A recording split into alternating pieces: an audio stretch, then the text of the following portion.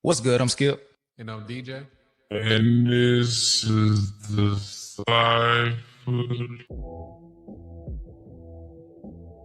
Hip hop, man. I said hip hop.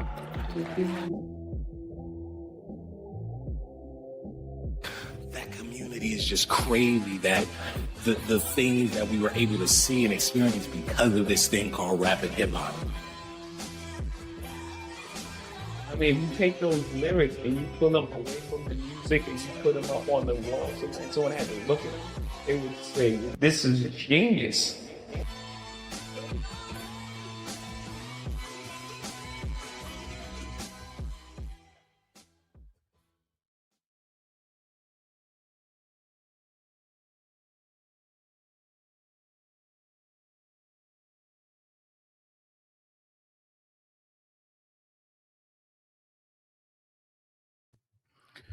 Yo, mic check, mic check. Let me know if you can hear me out there. Pull one of these back. Let me go. Set a little goal.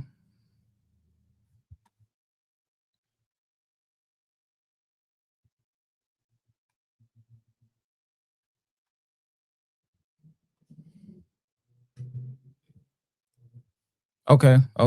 Cool. Let me set a goal real quick, then we can get started.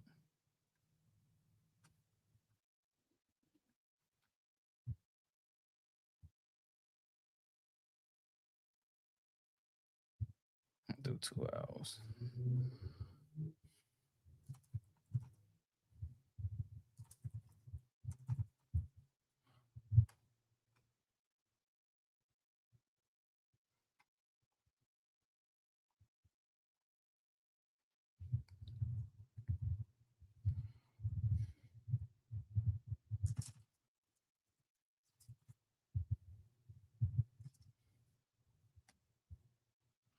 Oh, you being funny. Ha ha ha.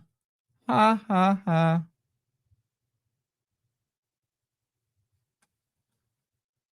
This is the last Afro day for hopefully for a good little while. Well, at least a month.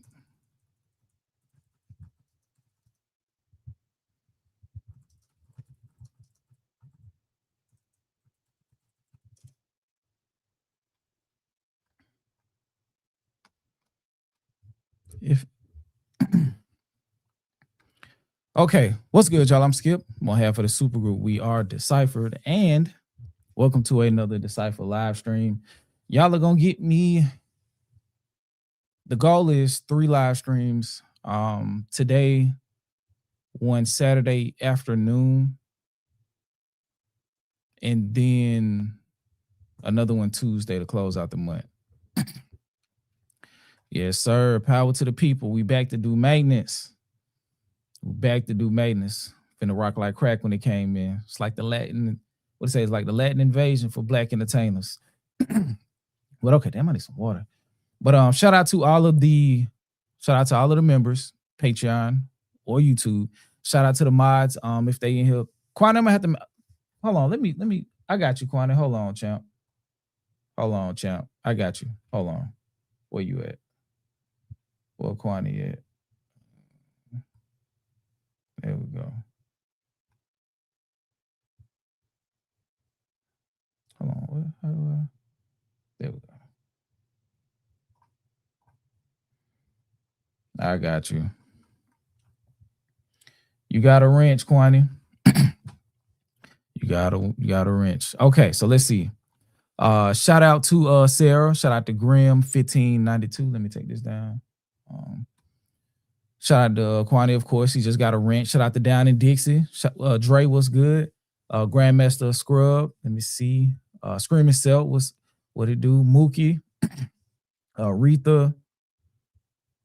Shout out to Hip Hop on Top. What's good? Tiffany Shantae, Sleek Real, yo. Demetrius, Retha, Spiritual John, No Call ID. Chris the Bonnet Man. Hey, I fuck with it every night when I go to sleep. I had to learn the hard way that you can't have hair and not wear something on your head. Shout out to Demetrius, Xavier, what's good? Always coming through with the timestamps for the reaction videos. Tiffany, shout out to you if I didn't say before. Let's see. Shout out to Sir Derek coming through with the quote to get it started lately. Shout out to Sherry Ann, Cannon 8668, Twilight Starlight. I ain't seen you in a minute. What's good? Shout out to Candace, Alicia, and shout out to Mario Moore. I can't call it. I can't call it. Life is good. That's what we'll say. Life is good. Shout out to Screaming Self with the 5 towards the goal. We did establish a goal this evening. 15 contributions, $2 or more. If you have it in you or on you to contribute, that's dope. We greatly appreciate it. But if not, just hit a like button, share the stream so we can get this thing moving. Shout out to Demetrius, member, and $2. Hip Hop Lives Here. That's a fact. That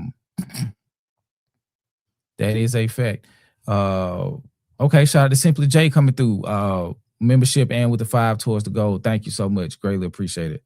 Yeah, you did just get changed. Shout out to Quani, man.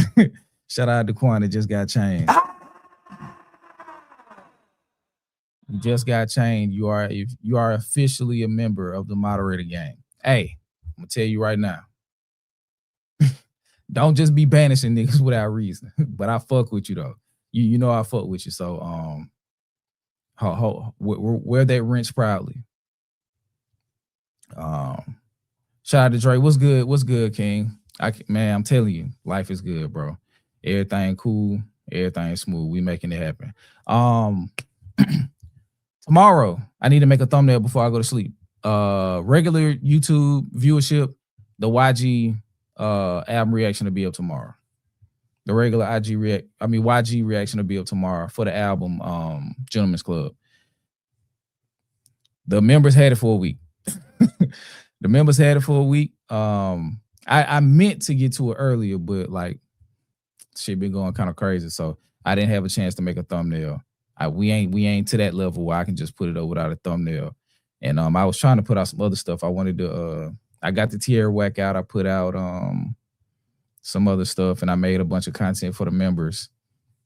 But yeah. He's good. We have to take him to an allergist. That's the next step, because we don't know where that reaction came from. And it was like on his face, on his arms, on his back, on the palm of his hand was red, like the whole palm was red. It was weird. So yeah, we took him to the ER that night because everything else was closed. And they didn't even see kids, but they saw him because they saw the condition that he was in. And it wasn't like life or death or nothing like that. But it was a pretty serious allergic reaction, especially not knowing what it was coming from. So yeah. I ain't mean to scare y'all with the impromptu jump off, but it did require my attention, so I had to go. Shout out to Mario Moore, 2309 with the $10. Just wanted to support your fan. Hey, I'm telling you, we appreciate it. We definitely appreciate it, and that's what allows us to do what we do, and partly about what's to come. And I feel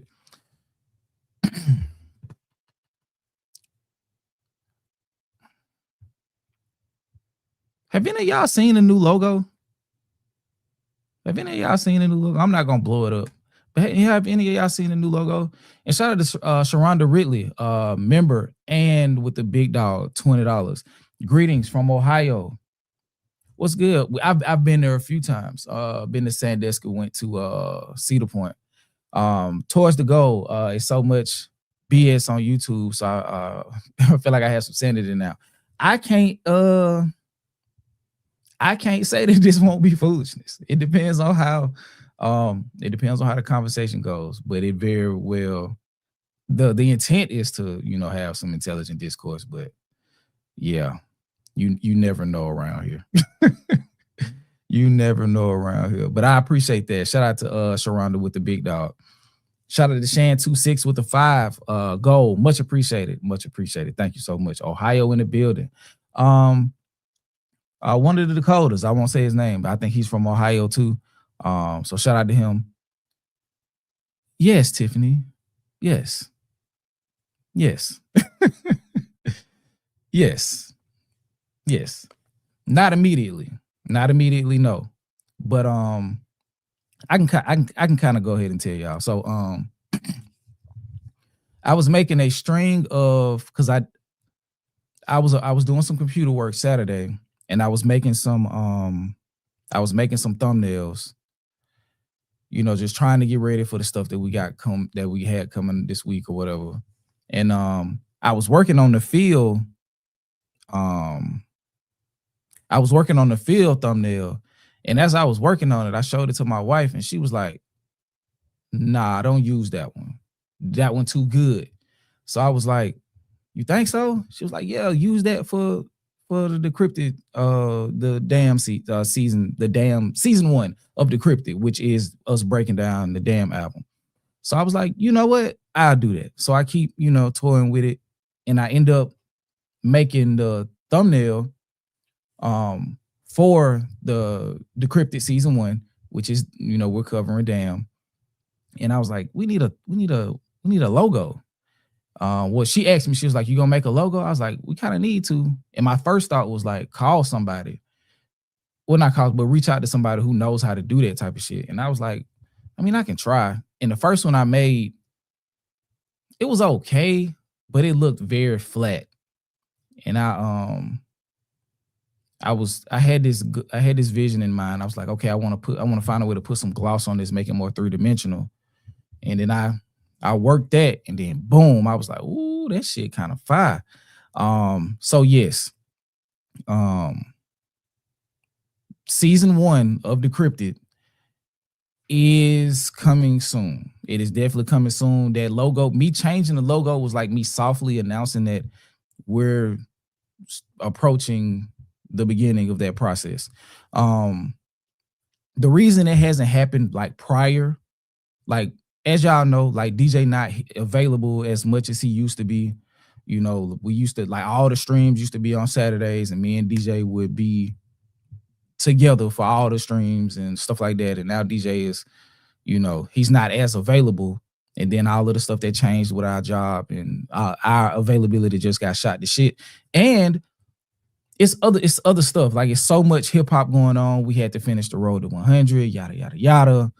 And so I was like, okay, it's slowing up. Road to 100 is dead for 2026.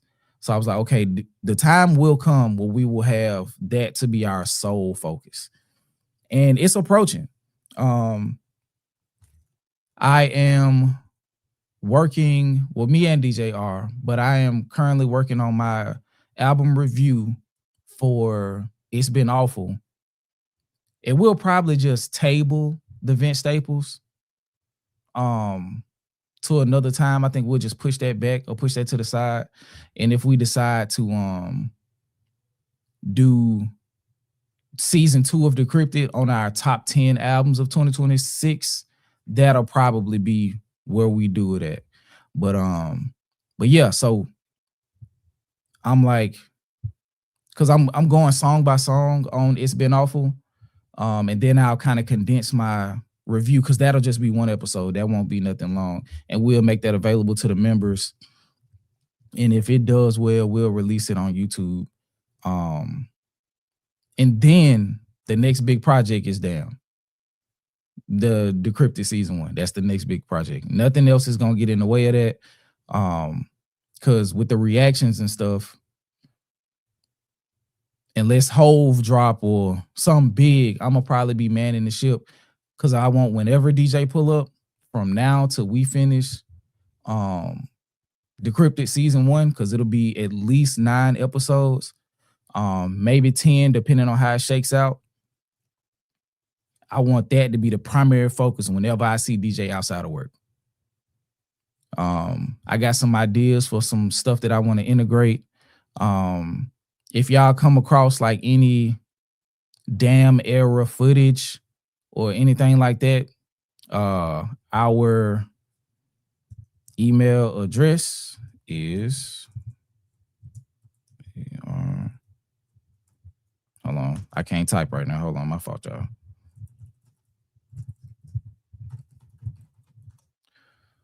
So if y'all come across any damn error like footage or anything like that, send a link to our email address. And if it fits what I'm trying to do, I'm gonna add it, because it's not just gonna be just us sitting down. Of course, we're gonna be sitting down and discussing stuff, but I do want to like have some integrations as we transition, and like just some stuff to like add a little, you know, little seasoning to it. So it's not just 10 episodes of us just sitting there just talking. Of course, it'll be that, you know, because we're gonna be getting in depth with, you know, the stuff that we cover, but I do want to add, you know, some production value. So this is probably going to be it'll be the most focused production that I've done as far as like making hip hop related content on YouTube. So it ain't gonna be no drone footage or no shit like that, but it will be I'm gonna try to, you know, try to spruce it up so y'all get a good experience. And also for people who don't want to like join the Patreon fully, I'm gonna sell the series separately. So if you decide to purchase the series, you can view it on Patreon for that purchase price. And I'll announce that, you know, as we get closer to episode 1 and shit like that. But yeah, man, season 1 of Decrypted is on the way. Season 1 of Decrypted is on the way. We're gonna do the Isaiah Rashad. That'll get my wheels back turning with reviewing projects and shit like that. And then Damn is calling. Damn is calling. I think episode 1.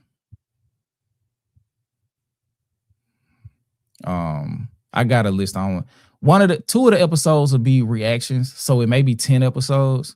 The first one will be listening to it forward, and then another one will be listening to it in reverse.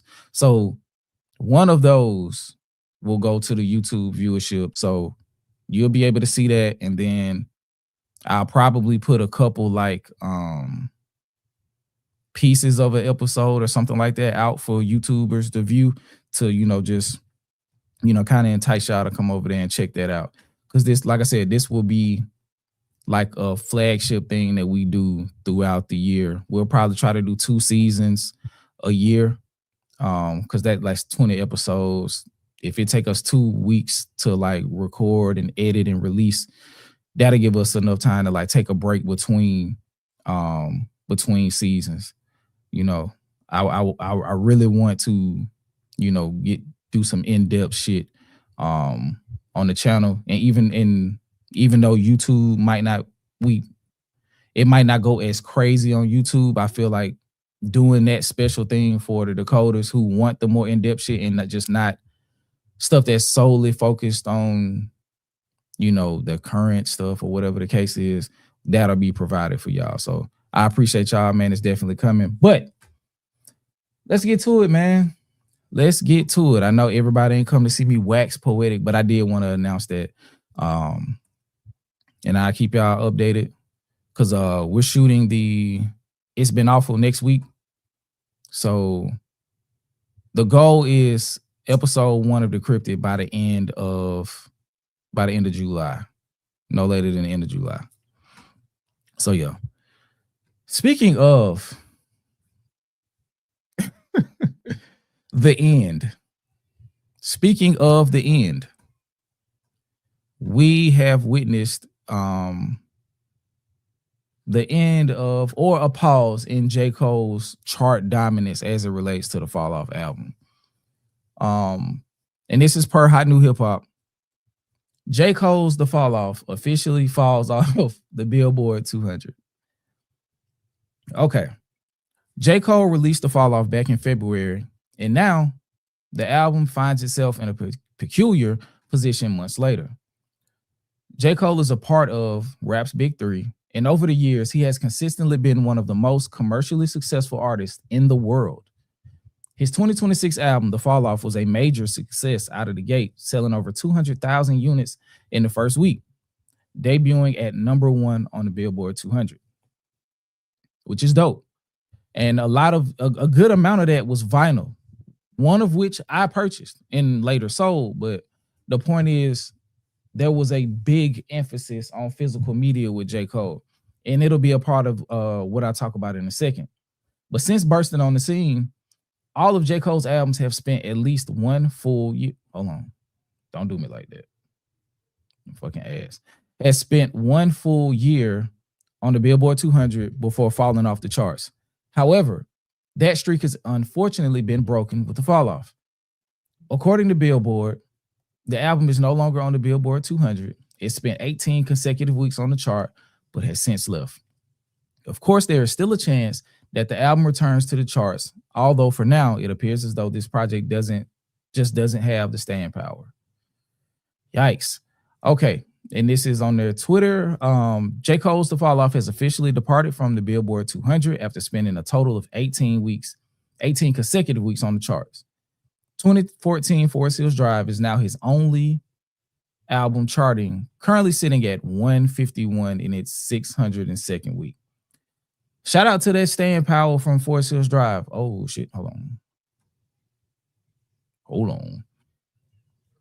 on. That does speak to the staying power of that project. And regardless of how I feel personally, it is widely regarded as a classic album, not only from J. Cole, but like in hip hop as it stands. But let me continue. Interestingly enough, Cole still has one album on the Billboard 200, 2014 Forest Hills Drive. The album has been on the charts for 602 weeks. Furthermore, it is ranked at 151, which is pretty respectable, all things considered. Of course, numbers are not the end all, are not the be all end all. Who the fuck? It's the end all be all of an artist's merit. However, with Drake dominating the charts right now, it's clear that some fans are going to want to engage in the discourse. Some feel as though The Fall Off should have done a lot better, especially since this was supposed to be a retirement album. Meanwhile, ICEMAN spent 4 weeks at #1 before sliding to #2 thanks to Olivia Rodrigo. Only time will tell whether or not Cole's fans get the project back to the Billboard 100. Okay, let's take that down. What y'all think? I'm gonna go through here and see what y'all think before I give my thoughts. Shout out to Big Who Shot You. Big Who Shot You. The charts never matter to me. If I like the music, that's all I care about. Shout out to K Jima 89. No one was really checking for The Fall Off, but the mirror indeed. Shout out to Grim 1592. It just doesn't have a single hit. Has some good songs, but none took off. Shout out to Retha. I mean, he did say the fall off is inevitable. Shout out to No Handle. Is Drake dominating the charts? Yeah. Let me pull up Billboard. Let's see. But I think he is. And then we'll get back to what's going on. But yeah. Let's pull it up really quick. Then we're gonna get back to this J. Cole point.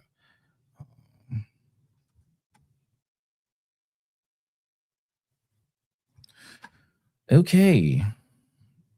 The Billboard Hot 100, and this is for the week of June 27th. See you later, Capital One. Janice is now #7. It peaked at #1. It was #3 last week. It dropped 4 spots. So he still has a song in the top 10. Let's see where his next song lands. Shebang is #26.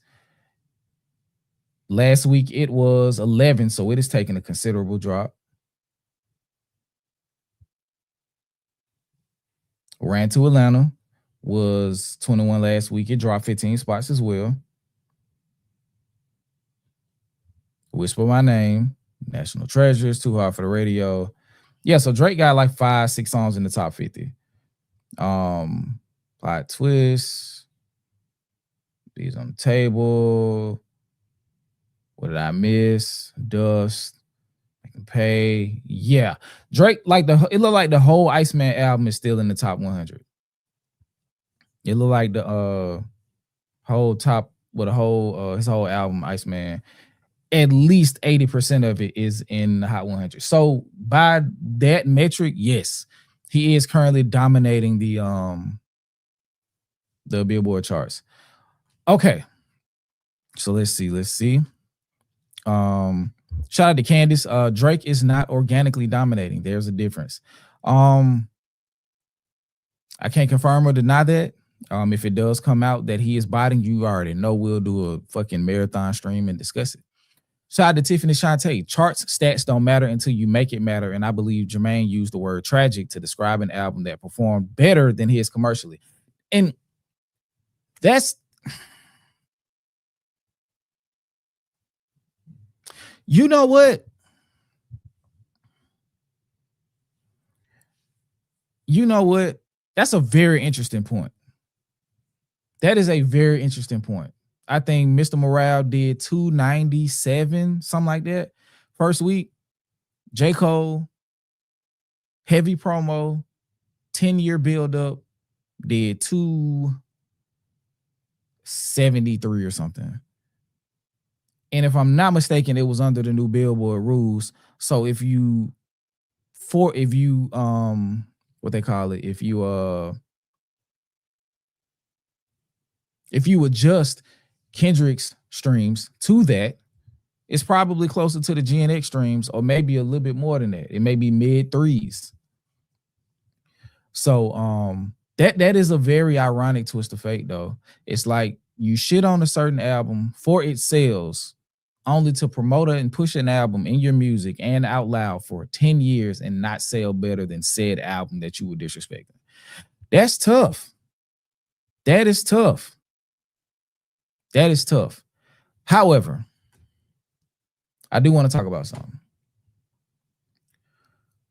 Let's see how many physical sales J. Cole album did the first week, because that is important in this conversation.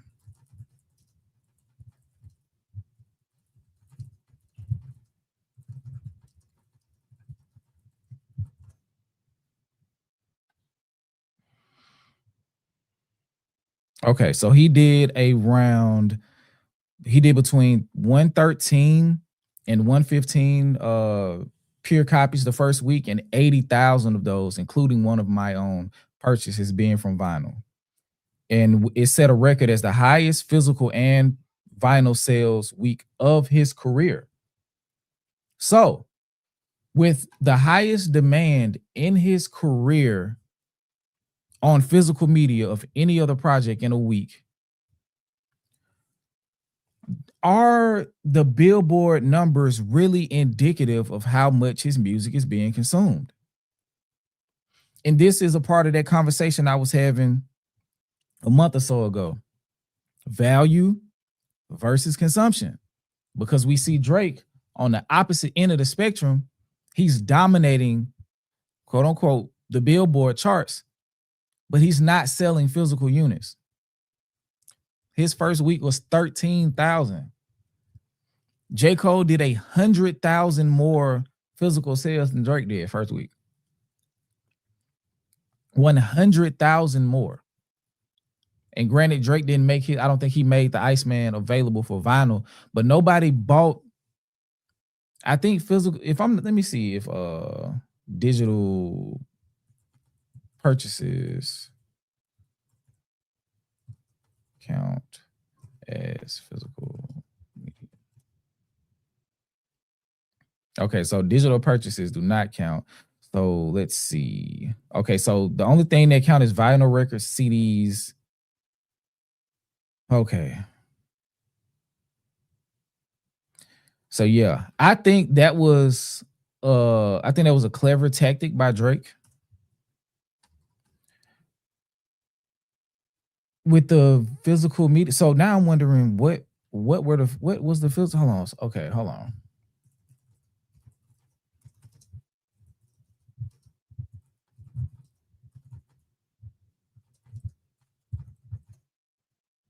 Where the fuck did they come from?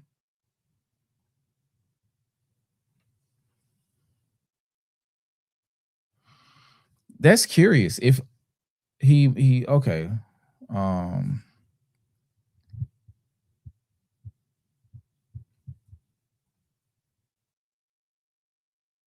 Okay, so pure sales, not digital. Okay, so what is a pure sale?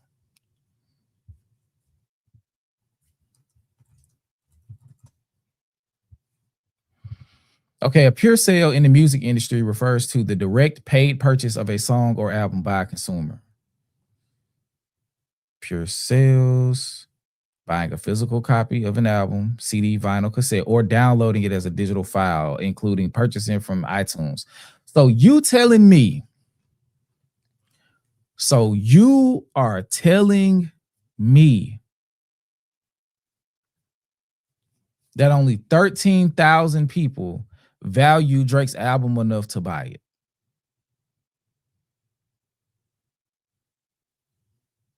This ain't about Drake. It's only because we're discussing the inverse due to the J. Cole. Because this is the point that I wanted to get to. Even though J. Cole may not be being large, like widely commercially consumed, like via the streaming services enough to keep him viable, they value the fuck out of his music. J. Cole probably now has well over 200,000 physical sales of The Fall Off as an album. So he may not be on Billboard, but the value of his music to his fans was so great that they bought an expensive $50 vinyl when only 13,000 people purchased the cheapest version of purchasing music in the industry outside of catching it on sale. That's crazy. That's crazy. So if I'm J. Cole, I'm not mad. I'm not mad at all. I did 113,000 physical, not just pure. I did 115,000, 13 to 15,000 physical sales, which is completely different than pure sales. And that's why they made sure that they put pure with Drake, because he didn't make it available for vinyl, because that's a telling part of how music is moving with the demand these days, especially like A$AP Rocky had a nice size first week physical sales. Kendrick did, because he dropped a surprise album. So the next week, the physical started to count. And his physical sales have now amassed over 600,000 physical sales. Shout out to Candace. 600,000 pure or 600,000 physical. Which, and I'm probably sure it's probably a combination of the two, but okay, so pure includes all of it. So it includes digital and physical. Okay. So pure involves physical and digital. Okay.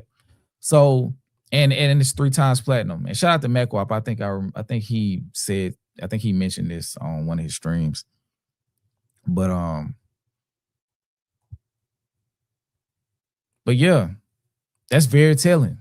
So we already know, just off the physical demand for J. Cole's album, his concerts are going to be packed. There will not be an issue with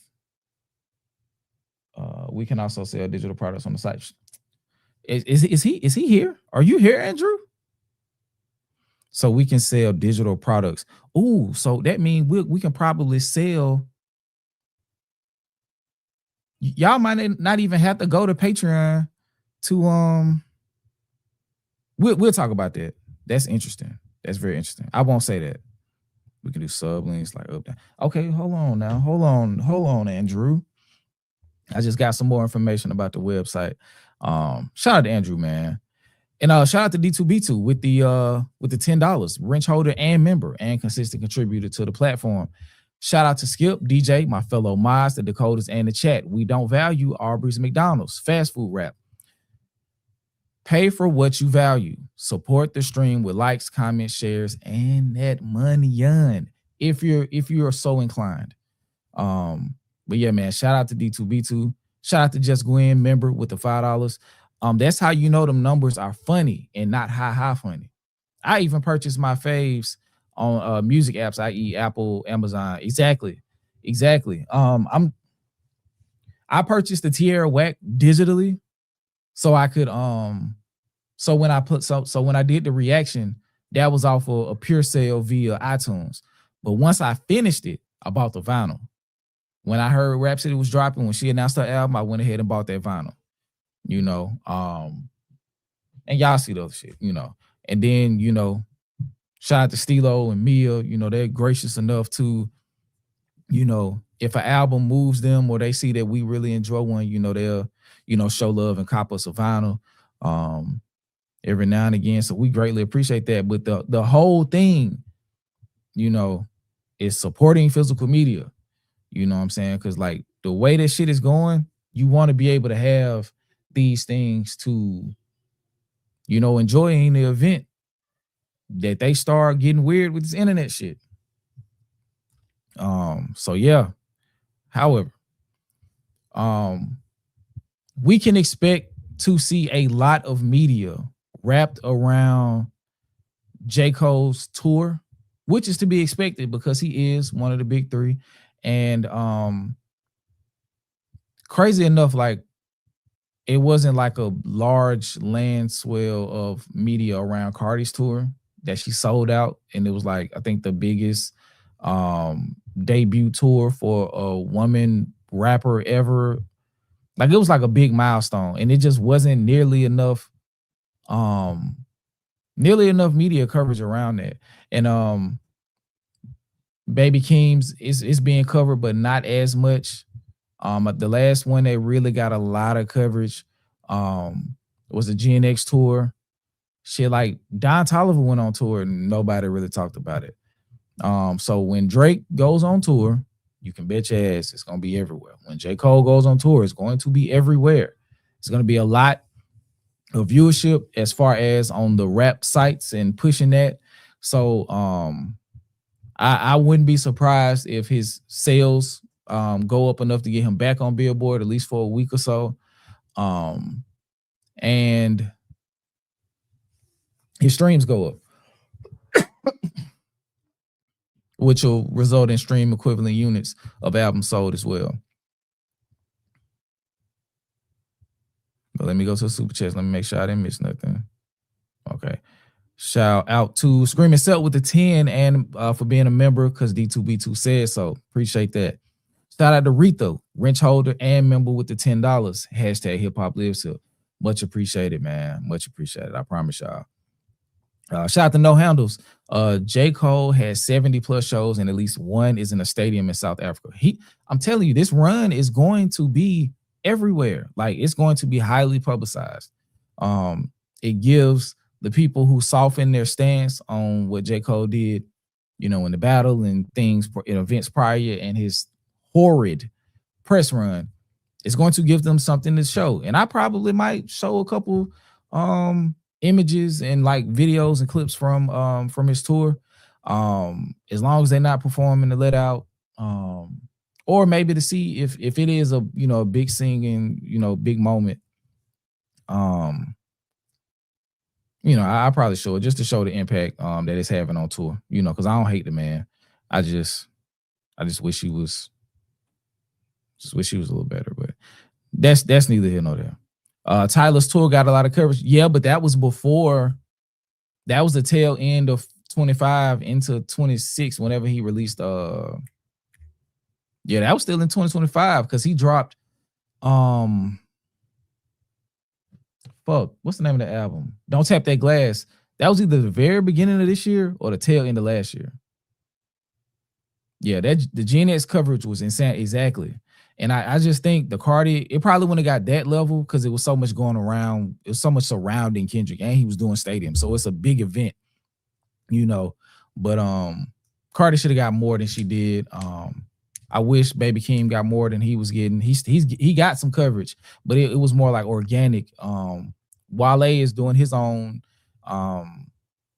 visuals from tour, you know, so he can have his coverage. But yeah, I think I think the J. Cole and the Drake tours are going to do insane media coverage wise, because it's a big story, it's a big artist, it's a big fucking tour. Drake may do 100 shows. We already know J. Cole doing 70 plus. So they're going to be around for the better half of a year, possibly longer, doing shows consistently. So it's gonna go viral everywhere, which is to be expected, and there's nothing wrong with that. Shout out to Just Gwen with the $2 and the membership. Does OBS bring back OVO Fest this year?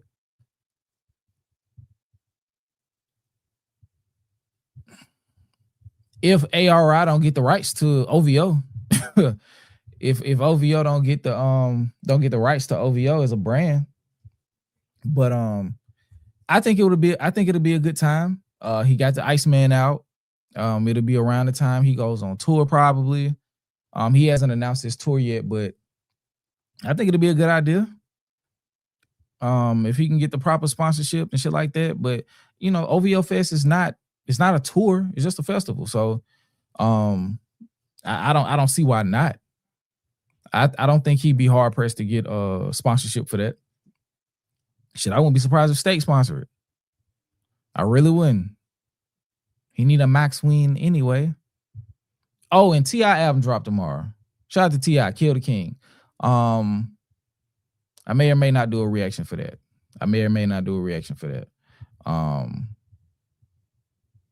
Depending on if I want to take a risk, I don't even want to say that. I might do it though. I don't know if I'll go live. I still hadn't got to the point where I'm willing to chance going live for a reaction. You never know. Shout out to all of the people who take that risk. I'm not willing to. But yeah, let's see. We got a lot of shit to talk about today. But yeah, shout out to J. Cole, I guess. Oh shit, what they doing?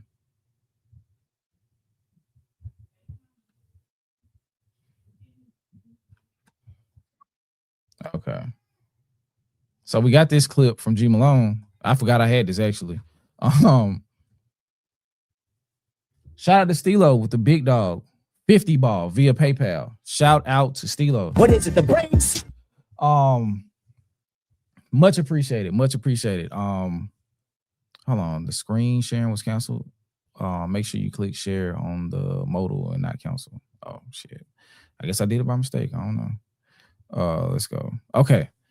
So this is G, and what is he talking about? He said he's talking about Drake and his investment into modern marketing to push his album. So let's see what he got to say. I hadn't heard this shit.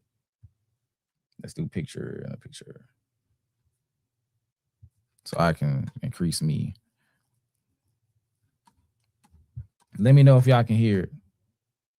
A.R.I. sues Drake's October's very own following default, forbearance, and alleged non-payment of millions in contractual obligations. Can y'all hear it? And shout out to Down to Earth 83 with the $5. Drake still has tour dates to make up in Europe and Australia and New Zealand. Those people bought tickets and some didn't get refunds. That'll be crazy. But hey, that will give him an excuse to do a world tour. That'll give him an excuse to do a world tour to make that up. And a lot of people, at least on social media, love ICEMAN. So, and he got 3 new albums to tour. So I think he has the confidence now to pop back out and do something overseas. So I don't think it'll be a big deal. I think they'll be happy with him going back out there. I'm gonna break down of it. What happened? A.R.I. OVO Growth Capital, LLC, has commenced litigation in the Supreme Court of British Columbia, that's Canada, against October's very own ULC, OVO, the lifestyle apparel and entertainment company co-founded by Aubrey Drake Graham, Oliver L. Khatib, and Noah 40 Shibe, led by Chief Executive Officer Derek Drex Jonkar. OVO defaulted, formally acknowledged the debt, and continued defaults under a written forbearance agreement, made only a partial repayment, and now disputes millions A.R.I. alleges remain contractually owed. The litigation seeks recovery of approximately $4.6 million allegedly currently due and owing, together with contractual default interest, legal fees, lender expenses, enforcement costs, and additional amounts continuing to accrue under the governing finance agreements. Here's the overview of the litigation. The litigation arises from a series of institutional financing transactions entered into between A.R.I. and OVO during 2025 after OVO sought external growth capital as part of its broader financing strategy. During 2025, A.R.I. provided financing through multiple separate transactions, including a senior secured credit facility in May 2025 and 5 separate convertible promissory notes issued between July and August 2025 with aggregate principals of approximately $5.2 million. The reason this is funny, and I don't mean like laughing at nobody else's misfortune or financial woes or whatever's going on in that time. The reason is ironic to me is a buddy of mine told me that OVO spent like $6 million on these releases. Yeah. And I thought I'm like, $6 million. I'm like, where? He like, gee, I'm telling you, like, he was telling me how much he spent. Like his goal was to really try to reestablish himself. And I'm looking at what's happening on the charts and everything. And I'm like, this don't look like $6 million. But a lot of that money was spent in modern marketing of redirecting narratives. That's the difference. Yeah. Yeah, and I'm gonna continue to play it, but we saw that. We definitely saw that. Let me turn this down. I'm too loud. But yeah, we definitely saw, because we was like, okay, we see he trying to grease the tracks to like kind of change public sentiment. Like we saw how J. Cole kind of sandbagged his own rollout to push the Drake ICEMAN train. To, okay, I'm a liar, this, that, and the third. But also, I hope Drake does fantastic. The word culture is a hazardous buzzword that's only propagated on the internet in search rooms for people sweating in their basement that ain't been outside in 6 months with long fingernails and dark bags under their eyes because they not coming out of their room. Kind of sound like somebody. But all of that, and then all of the counter narratives and allegations and all this other weird shit, and then boom, it's like, okay, the time is ripe for Drake to reappear. And that was, and we've seen it, we follow, if you tapped into JV from the Ville, if you Moni, Charles Brown, Jay Nolan, fucking Curtis King, Absa, the Company Man, shout out to the Company Man and Culture United. If you've been tapped into these multiple entities, Starsky, and watched how they commentate on what's been coming up, narrative wise, since the announcement of the fall off, it was easy to see, and even further back, like it's easy to see that it's probably been a concerted effort for at least a year for Drake to reverse consumer sentiment so he could drop this album. And I think during that process, while he was waiting, he just continued to work on music until the time was right to actually drop. And I think he had so much music that he was like, okay, it ain't no point in making a long ass album. Just split them hoes up into 3. Split them up into 3. And now we got a spectacle. Because a lot of the music that ended up on ICEMAN, he was leaking that. He was leaking that early. Like he probably had at least 60% of ICEMAN when he did the 100 gigs drop. When he did the 100 gigs drop. All of that plot twist stuff, a lot of those songs are present on ICEMAN. It's present on ICEMAN. So he probably could have dropped ICEMAN a year ago. He could have dropped ICEMAN a year ago. But his primary concern, because when those songs were dropping then, some of those songs that dropped then were not even staying on the chart longer than a week. So I think that was letting him know, so it's cold for me outside right now. If I drop ICEMAN right now, it might not do well. So he had to wait. He had to wait his turn, and he had to make sure that he would be welcomed when he returned. Shout out to No Handle. And remember, they kept telling us that none of it was going to be on the album. I don't necessarily remember that because I don't watch nobody that was doing like a lot of commentary on that. But if that's the case, that's nasty too. And I do remember some people saying that even artists were saying that he shouldn't diss Kendrick on ICEMAN, and he spent the whole album doing it. So I think, I think he probably felt like he outlasted the hate, quote unquote, and then was able to drop an album discussing the hate because there was such a demand to see what he was going to say. So he used, he drugged the beef, as other people were saying that Kendrick was doing. He drug it and used that interest to see what he would say and use that to sell an album. And that's why that's a part of the reason why ICEMAN did as well as it did. The dropping the 3 albums at one time, every song from ICEMAN at least having one quotable about whether dissing Kendrick, dissing Khaled, dissing A$AP Rocky, and all of these people. So yeah, he used a lot of different elements, but the narrative crafting was definitely one of them. So let's go back and see what G talking about. A lot of this money is spent, like I was explaining to somebody. Social media, radar. Yes. And I remember having these arguments with people, which I shouldn't even be arguing with most people because they don't know the first thing about the record business. Like, I don't even know everything, but y'all don't have any idea. But I was saying, I'm like, even when somebody, like I just seen Sub Club said, UMG is not helping. That's not true. They're not spending the money on records completely. They're spending the money in other places. Right. And I remember the initial debate that I was having with people was, oh, he got this much money. I remember the first time they said he got 400 million. I said, nah, that's probably about 40 million. And everybody thought I was crazy. I'm like, well, first off, these two businesses, Universal and Live Nation, they're not doing business. It's not intertwined. Not to mention that would be the gross of everything. So I remember telling everybody it wasn't 400 million, it's 40 million. Right? Sub Club said Drake got to spend out of his pocket. No, he chose to spend out of his pocket because whatever they was trying to offer him at that time, he couldn't do all of the stuff that he wanted to do with it. But I remember telling y'all that deal wasn't 400 million, that deal was 40 million. And I told y'all he hadn't recouped that deal. And everybody kept telling me he was close to recouping. He was on the verge of the renegotiation of the business. And I'm like, that's not true. Like, I'm talking to people, and if you get it, no way. This is another 3 albums where he had to spend $6 million. And it's not because they didn't give him no money. It's because whatever they gave him, he felt it wasn't enough. Right? Huge part of it is, like I said, I'm watching the job on redirecting narratives. That's like big business. Thanks. That's what Scandal was. A Scandal. There's a couple of companies now that are redirecting narratives. Literally. And I'm looking at what's being spent. House of Cards. House of Cards. Yeah, House of Cards too. Yep. Yeah. And shout out to Sub Club. He said billionaire contract talking. I'm like, this ain't billionaire contract talk. How is this billionaire contract big talk? Business.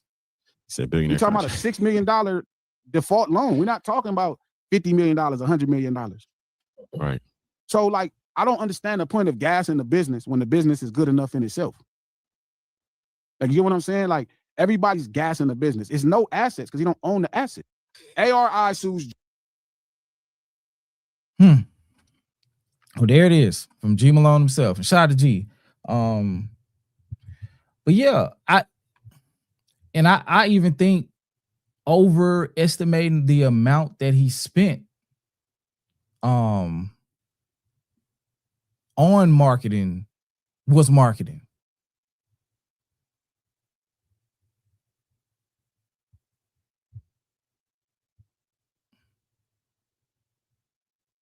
Man, this Drake boxing video is nasty work, bro. We gotta watch it. I'm sorry. It just happened to pop up. We gotta watch it. We gotta see my. He would get knocked out, bro.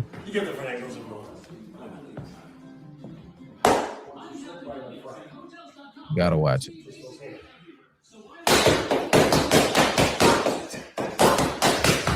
The chance to open. F1 is open.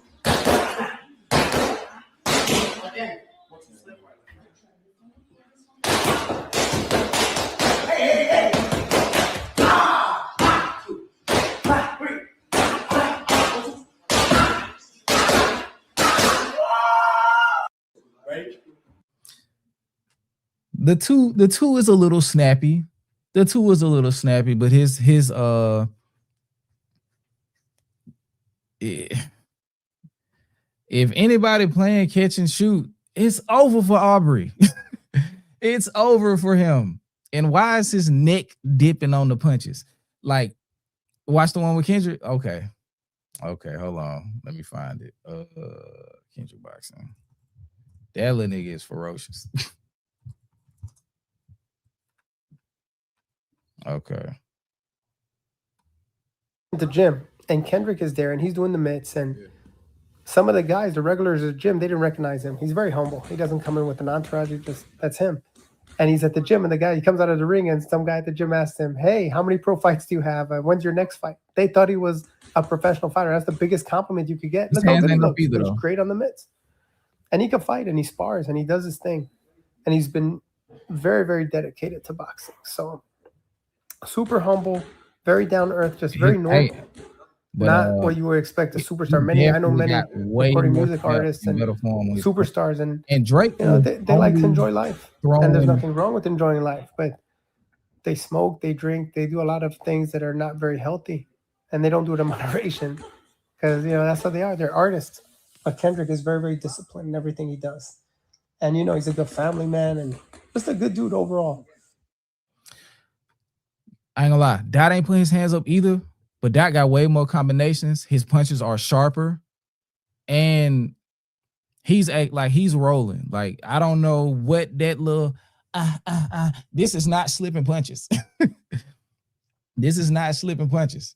Drake is titty twerking on the in the while doing mid work. That's nasty.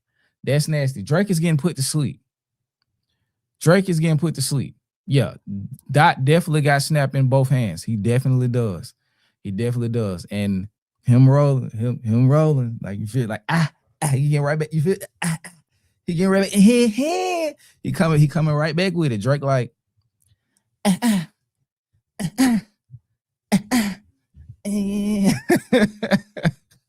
Drake getting slept in a boxing match. That's why you don't volunteer to give Kendrick the fade he was asking for, allegedly. That's why you don't give him that. And him doing that little weird thing right there, like him ducking his head and like dropping, like, that's a nasty uppercut waiting to happen. That's a parrying an uppercut. You are going to bed. So yeah, whoever said he got hands ain't never fought before or has only punched a punching bag. He has only punched a punching bag, because ain't no way you done did speed bag. Ain't no way you done did no real sparring and you think that is having hands. That's when you don't expect nothing to come back on the defensive side. No way. No way possible. No way possible. That is insane work right there. Shout out to D2B2. I'm bouncing between three of my favorites. We are the Cypher, Absa, and Mona. Tell both of them I said what's up. Shout out to everybody getting a little work in tonight. Spreading the love and spreading the word. We'll be a part of the replay gang, not Aubrey titty shaking. You see him? You feel me? Showing a little Drake was showing a little Shout out to Shan26. Hell, I box better than ARBs. If you're in the Beham area, check out Battle Republic. Nice little workout and a dope playlist. Check out Battle Republic. Hold on. What the hell is that? Let me see. Because I am, in fact, in the Beham area. You said Beham, Battle Republic? Let's take a look. I'm sorry, y'all. Oh, it's a gym. Oh, okay.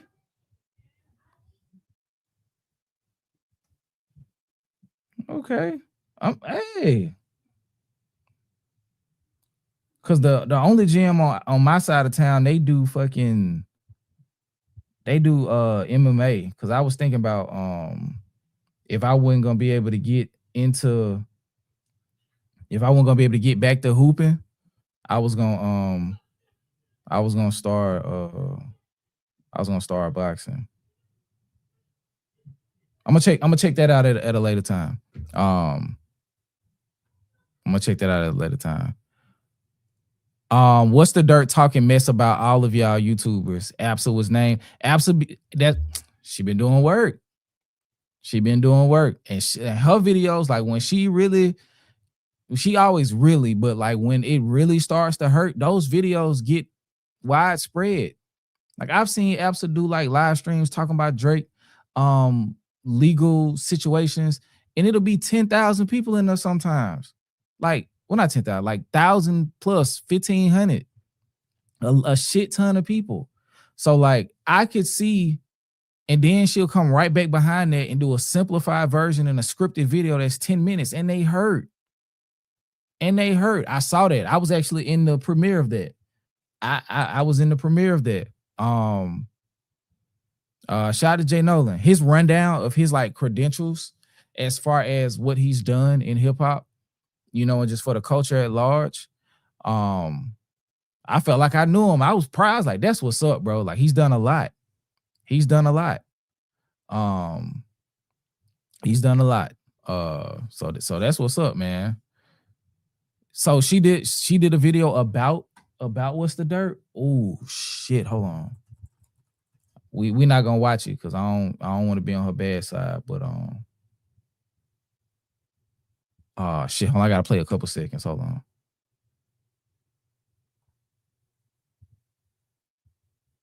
She doing a long pause. I'm gonna have to come back.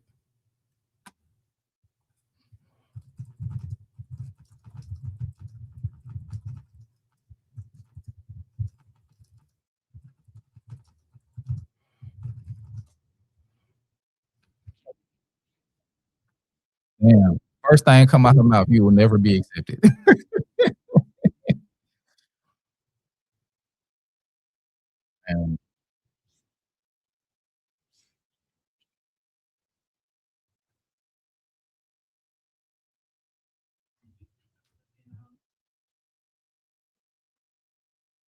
Okay, I gotta go. But yeah, I'm gonna tap back into that. Shout out to Raphael 1819, Wrench Holder and member, Jay Nolan and Moni too. You guys are providing good content. Yeah, he came over here one time and threw a little super chat. I hadn't really seen him since then. But yeah, like there, and I saw a video from Charles Brown. People on Twitter were like kind of trying to refer him to academics for like a smear campaign. So and they were saying that we'll reshare whatever they post or whatever. But yeah, it's like when it's crazy work. And especially for him to keep sticking his neck out, knowing what his track record is. I mean, I guess he got to do it because he took the bag, but it's not turning out well for him. I would have thought after Curtis King and especially Justin Hunt got his foot out of What's the Dirt ass, I would have thought that he would have chilled. But yeah, he can't because he's paid to do otherwise. Shout out to Keish. Yeah, I remember What's the Dirt tried to troll you right when you were about to close out the stream. Yeah. It's like, nah, bro, get your stupid ass on somewhere. We're not doing none of that. We're not doing none of that. But he found the streamer, you know, in our subscriber area that he was looking for. I ain't gonna say his name, but he found him. And he was able to get his, you know, support with a super chat. It wasn't going over here though. It wasn't going over here. Hell no. Like watching how he like that turn as soon as the Happy Dad popped up and shit getting deleted and then all that other stuff. It was like, yeah, we're not going for none of that. We're not going for none of that goofy shit you're doing. Shout out to Raphael 1819 with a $10 towards the goal. Thank you. I think you helped us hit it. Shout out to Dre with the $2 super chat. T.I. dropping at midnight. Yeah.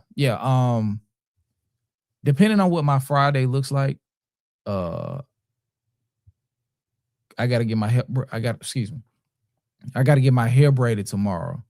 So if I don't do it tomorrow, I'll probably do it Sunday. I'll probably do it Sunday. Red to Kill the King. But yeah, I gotta get my hair braided tomorrow. So I probably ain't gonna be home till probably about 7.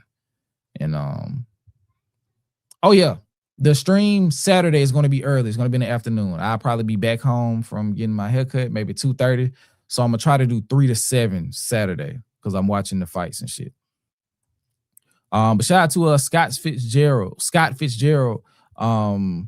It's a shame how much of hip hop media has become messy drama and fake scandals for clout. It's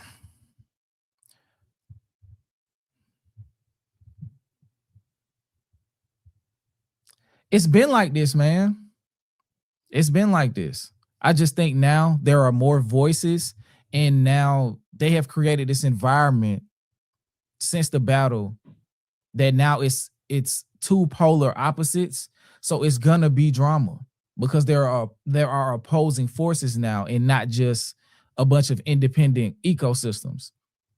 Prior to the battle, it would be mess, but it would be with like the bigger entities. Like you would see Joe Budden go at Charlemagne, or Joe Budden go at whoever the fuck, you know what I'm saying, or academics go at whoever, or you'll see the what's my boy name, Star, you'll see him go at somebody. Like the big entities were going at it with each other. But now the entities that are growing and making names for themselves in the midst of the energy that's, you know, coming from the battle, and people are being perceived to take sides, and some people are clearly taking sides, there's going to be drama and mess coming with that, especially as we get deeper and deeper into dead internet theory. And now we finding out people buying campaigns and all of this shit. It's just a lot going on. It's a lot going on, bro. It's a lot going on. So yeah, I think a lot of this is going to be the way it's going to be the way that it is, particularly now because of also the introduction of like mainstream streaming for like hip hop platforms being built off of streaming. It's a lot of talking, it's a lot of information exchange. And what we're realizing now is there's a price to this information. There's a cost to giving this information. Skip, shout out to Just Gwen. Skip, no need to call his name. We know the YouTuber you're speaking about. He got goofy quick with all his shunning of the culture for me. And I don't even know if he said nothing about the culture. I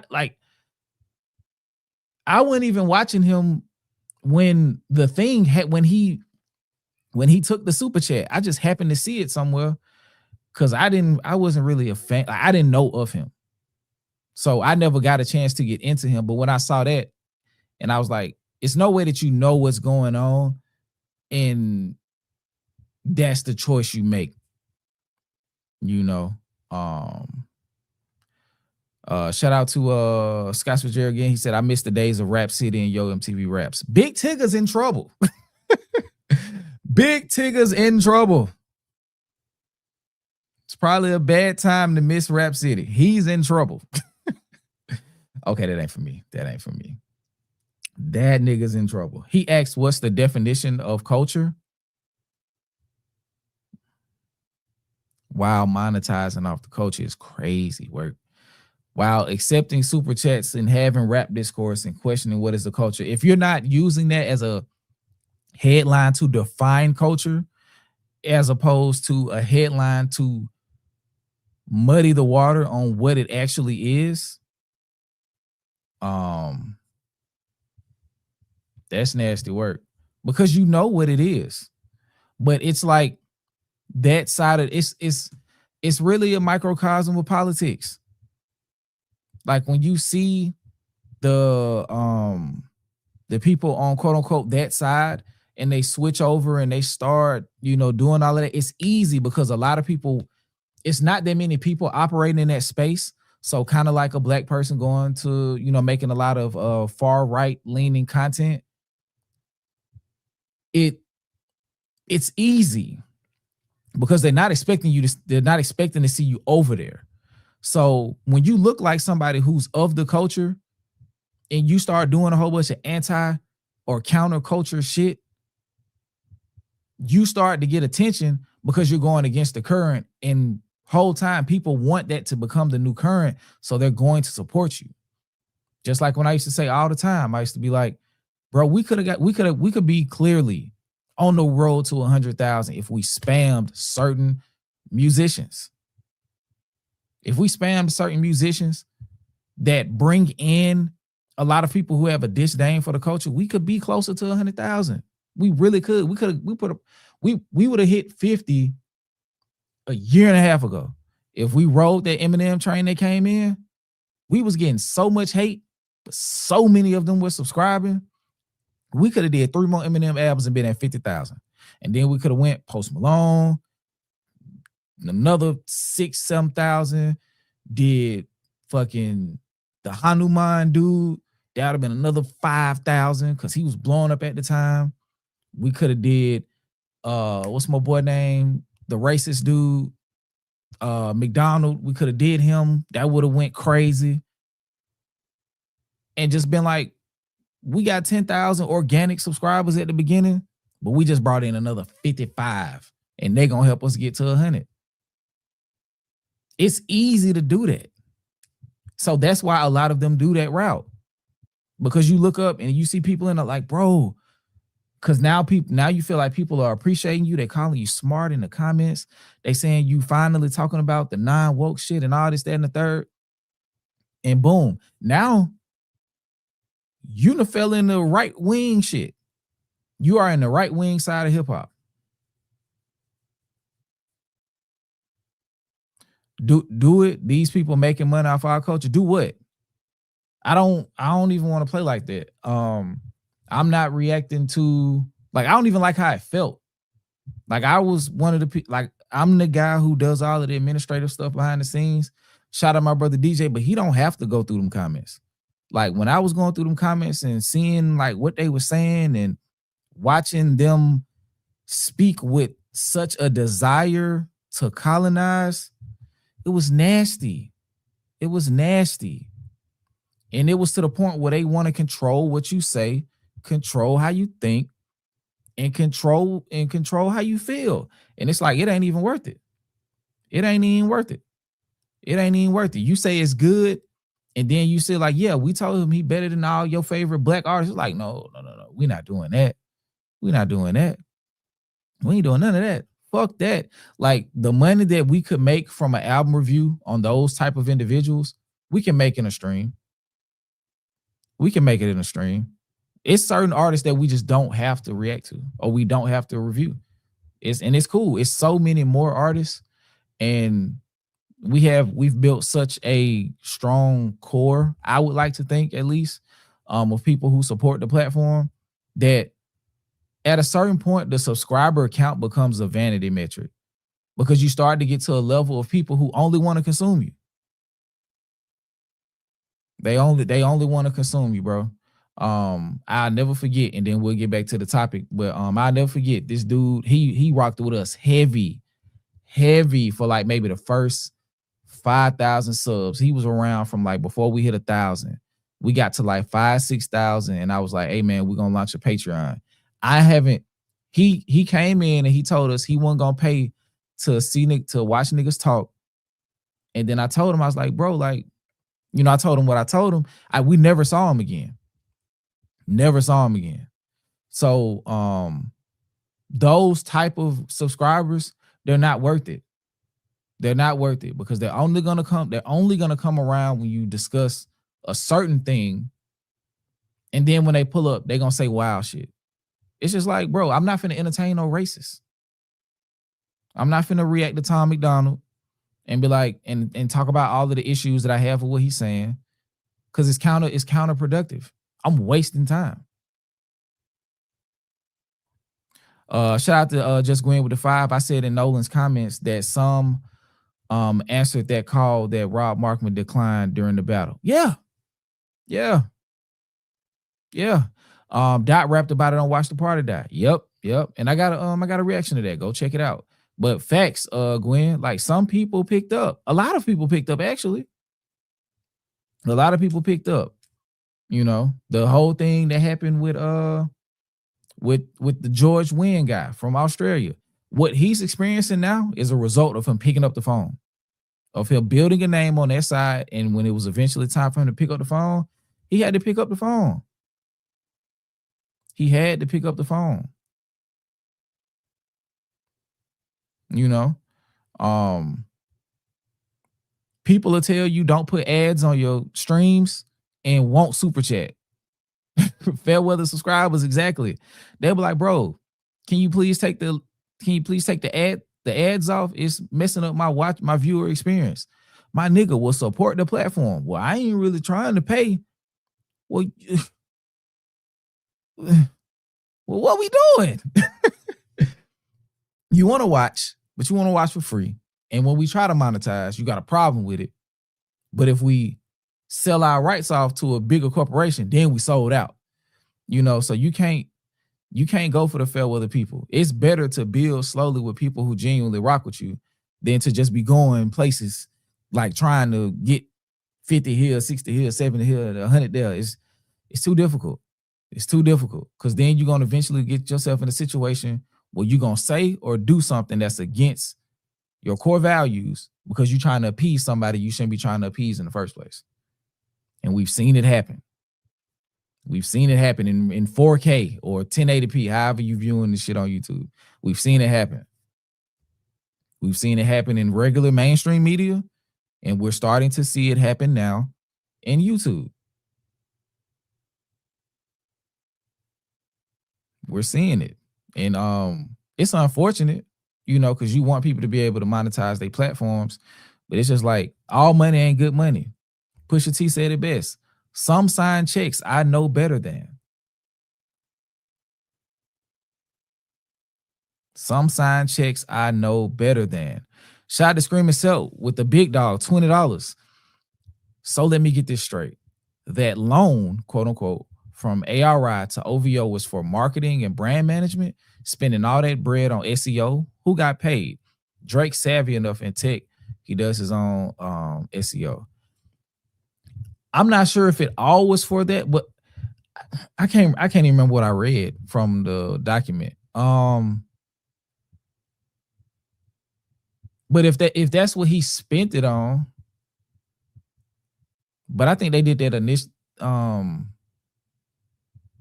They did some of those deals, I think, in 2025, in the summer of 2025, I think. So I'm not 100% sure. Screaming Cell on what it was on what the terms were, but I wouldn't be surprised if he used it on marketing. And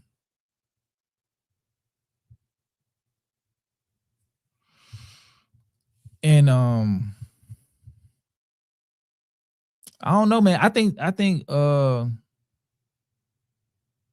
don't think lazy is the proper word, but I think the type of marketing that you have to do at that level, you can't scale it separately. You can't scale it. Like you can't meet that scale individually. So that's why niggas is buying clippers. I'm like, we're realizing now that Joe Budden built the organic, quote unquote, base of clippers.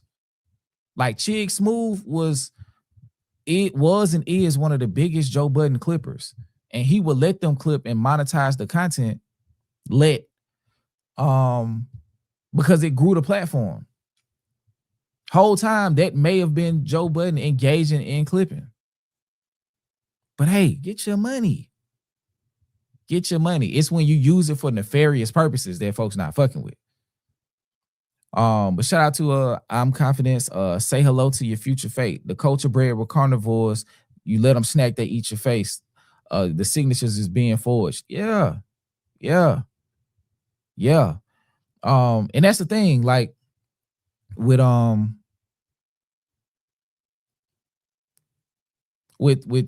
trying to appease that other side.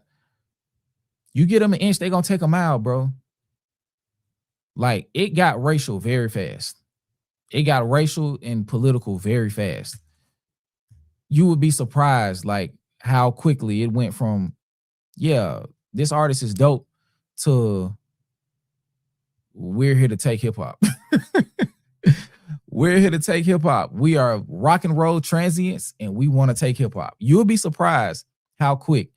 And people arguing with me in comment sections saying Eminem took hip hop global. When MC Hammer and LL Cool J had world tours before Eminem was rapping.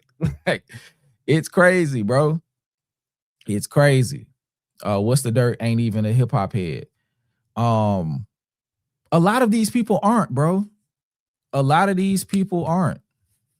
They're not. A lot of the people who engage in hip hop media are not hip hop heads, bro. They are talking heads who may have a little bit of charisma, and they may have a favorite artist, and they built the base of their platform off of their favorite artists, and now they're able to talk about other artists. But when it's time to break down albums and, you know, talk hip hop knowledge, and I'm not the most knowledgeable. I could do much better at getting acclimated pre-95. I could do much better getting acclimated pre-95. Like, the longer this goes, that is going to be an eventual task, getting acclimated pre-95. And some of the 2000s and like the early onset of the blog era, like, I could be better than that. I could be better at knowing what was going on. And just evolving my hip hop knowledge, because, you know, I'm only 36. Hip hop was around almost 20 years before I was born, and I didn't get into hip hop on my own until I was like 13, 14. So, you know, it's a lot to learn, and it's more happening every day. But like, to just be ignorant, that be the crazy part. Like, you sitting here talking about hip hop with such a firm stance, and you like ain't heard one Outkast album, or you ain't heard 36 Chambers. You know what I'm saying? Like, it ain't even about like hearing the ups and downs of everybody's catalog, but you ain't hearing the biggest albums from these niggas or the greatest albums from these niggas. You know what I'm saying? Like, you ask somebody like, hey bro, what's Nas' best album? They're like, Illmatic. Come on, duh. Rap One Love real quick. Come on, we ain't gotta do all that. But they can rap their favorite artists, you know, up and down. You know, so or they tell you, you know, the crazy shit like, bro, I ain't really even trying to think when I'm listening to music. Them type of people I don't even engage with. I don't even engage with. They ain't even heard Midnight Marauders from Tribe. Crazy. What? Not even so much. Like, if they say they like really, like if they say they tapped in with 90s boom bap hip hop, it just like that style, the introduction of like the cool backpackers, and you haven't heard of Tribe enough to know the album Low End Theory, at least to have heard it. Like Midnight Marauders, that's more of that like you're getting into like your hip hop headdom. You know what I'm saying? But like, if you ain't at least heard half of Low End Theory, because it's the more famous album of the two, even if some people say it's not the best. Exactly. I was just saying this hip hop on top. But like, my wife ain't mega hip hop. Like, she like hip hop, but it's like a certain type. We'll get in the car every now and then and cut on like Tribe, because it's something we can play with the kids in the car. It's cool. They ain't cussing a whole lot. It's just laid back, good raps. You feel what I'm saying? You know what I'm saying? So a lot of people do think Midnight Marauders is Tribe's best album. I gotta tap into it some more to make my decision, but I really fuck with Low End Theory, bro. I really do. And then you can just hear so much music that came from it. Like you can really look at a lot of like burgeoning artists, and you hear you hear Tribe in their music. You hear Lil Brother. You hear Slum Village. Like, you hear that style in a lot of like up and coming artists. Ask them who Diggable Planets is, and they're cooked. Nigga, ask them who fuck. I'm forgetting the name. It was Andre 3000, one of his favorite groups. Fuck. I am finna be so bad at myself. Not Farside.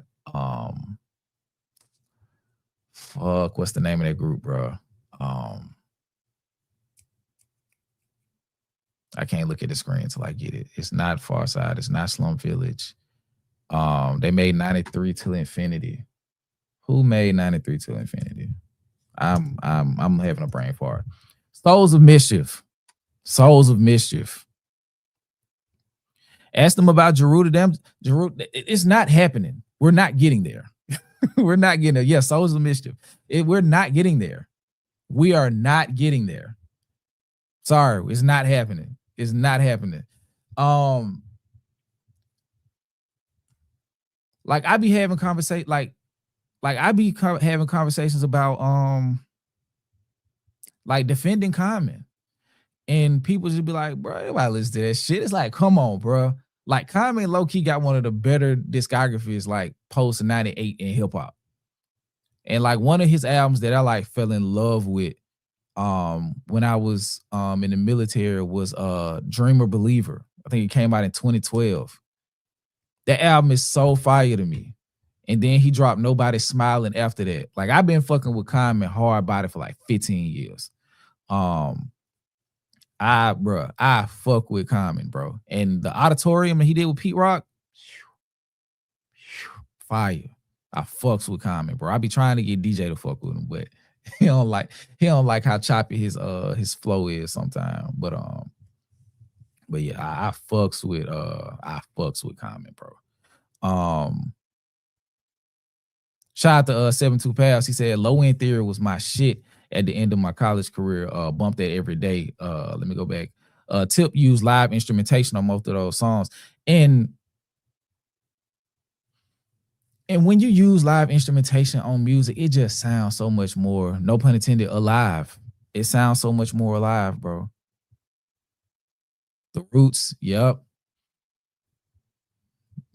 Let's see. Do you know Redman, EPMD, MC Light, etc.? Side note: women in hip hop need to be appreciated more. That's gonna be the topic of our next The Cypher episode. We're gonna be talking about women in hip hop. So I gotta get acclimated so we can have that conversation, because the last conversation we had on our last The Cypher episode, that conversation came up about the Mount Rushmore of women in hip hop.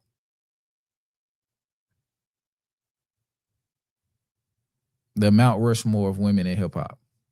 I feel like that'd be a great, that'd be a dope conversation to have. And I think it'll probably be me, DJ,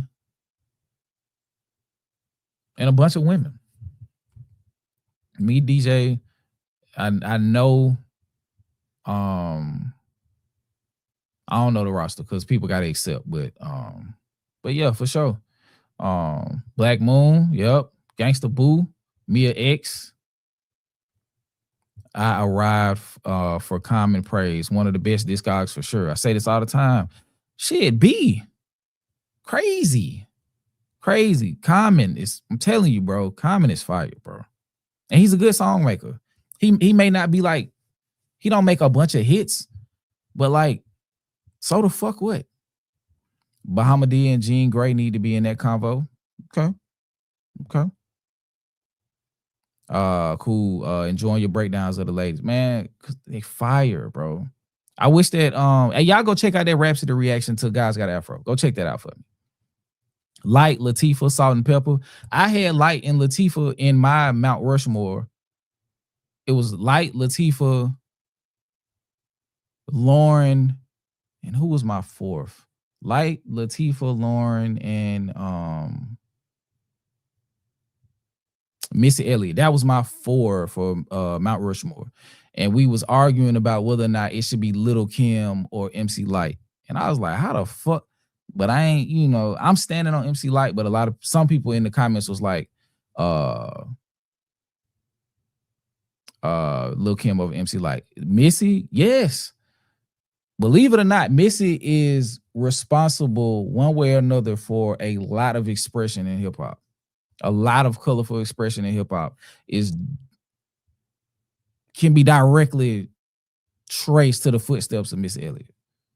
A lot of it. Like shit. Yes. I don't even think I want to run from that. I really think she's a foundational part of hip hop, for sure. She represents what it MC Light represent what it was. I really think as far as women in hip hop go, Missy Elliott is a big indicator of what, especially on the hip hop side, what it could become. Oh, you weren't questioning. Okay, I was answering. Oh, okay, got you. Yeah, Missy. Okay, yeah, okay.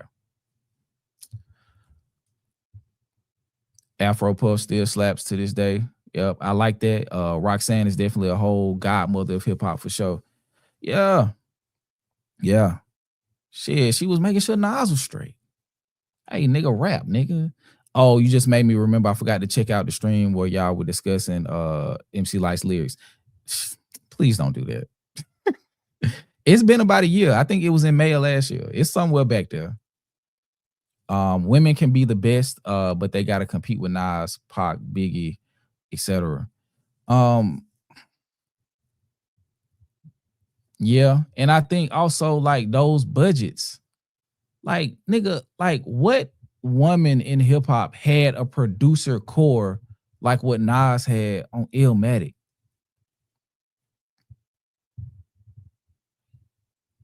Like, bro, think about how crazy that is. Large Professor, Q-Tip, Pete Rock, and I always forget the fourth producer. Fucking DJ Premier. Like that is the Justice League, no pun intended, of producers, especially at that time. To have those four immensely profound creative minds come together and help put together your first album is nuts. So just imagine what if Lauren dropped a follow-up or if Lauren dropped a follow-up with that type of production. He was literally the golden child. Yeah.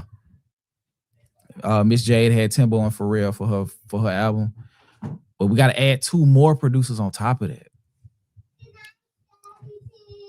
Good night, Izzy Pig. Good night, buddy. Y'all trying to come in? Okay. Good night, buddy. You want to do it?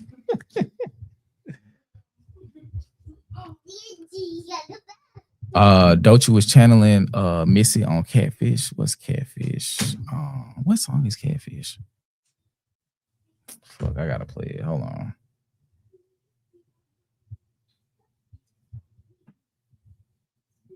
You want to get on the women's rap stream, babe? Ro. Hold on, y'all. Open the door. Not that one. Oh, there you go. Babe. You want to get on the women's rap stream? Okay. Okay.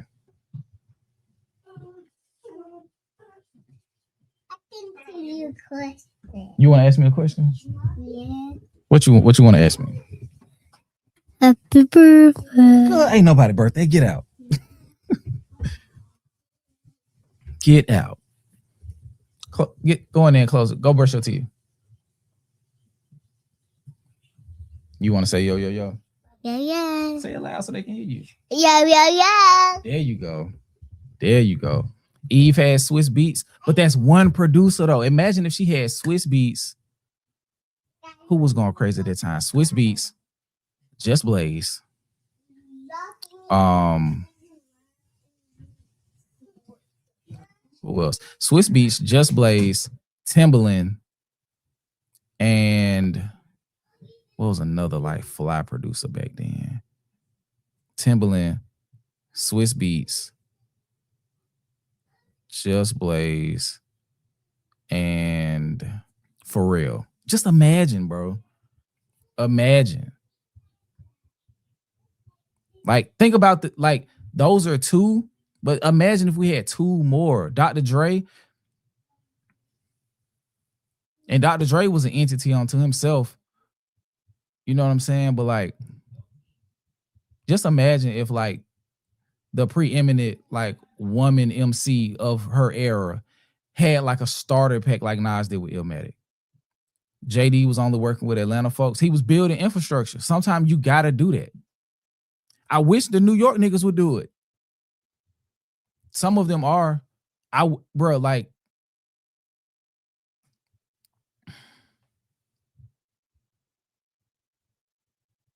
Tierra Whack just popped out with damn near a project with at least 50% of the production produced by Conductor. Where is Conductor from? Where is Conductor Williams from?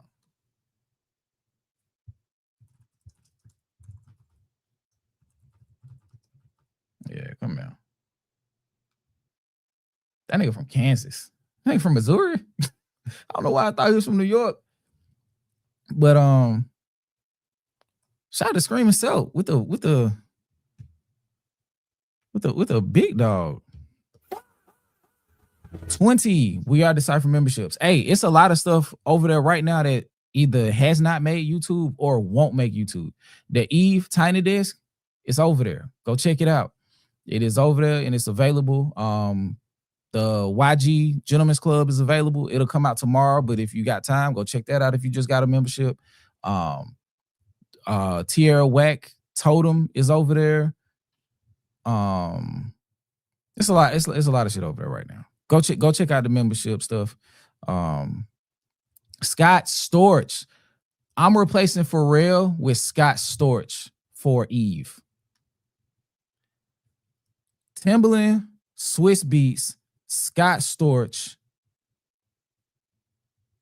Timbaland, Swiss Beats, Scott Storch, and Just Blaze on a Eve, producing for Eve.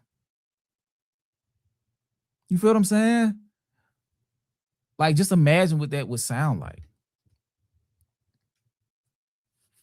Shout out to BLK. I'm assuming this is Black Brooklyn, but I don't know. I could be wrong. I made a joke that New York City sacrificed hip hop relevance for this Knicks title. It's over for hip hop here, man. That's crazy. That's crazy. Y'all, I was having this conversation not too long ago. I can't remember which stream I was on. I think I was Jason had a guest on his stream, and I was saying New York should have gotten behind Cardi. I like you like cats like Skyzoo and Torre.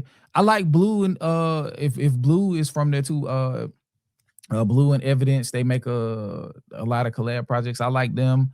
I like Rome Streets. I really like Rome Streets. I like Stove God. I think he is fire. Conway is crazy. I like the aesthetic of West Side Gun. I don't really like his raps too much. Benny, I used to like him the most. I like Shay Noir. I like Lakeela 47. I think she's from Brooklyn. I like Nico Brim. I like Kai Cash. It's like y'all got a lot of people. Yeah, Blue and Exile. I'm sorry. I think then Blue and Evidence make something too though. Hold on. I think Blue and Evidence made a project too though. Yeah, they made a project titled Los Angeles. Yeah, Blue and Evidence put out a project too. Oh, so that's a different person. Okay, all right. Okay. But yeah, I like Skyzoo. He remind me of Jay-Z a little bit. Like Jay-Z swag, but like a lot of Nas technique. I fuck with that.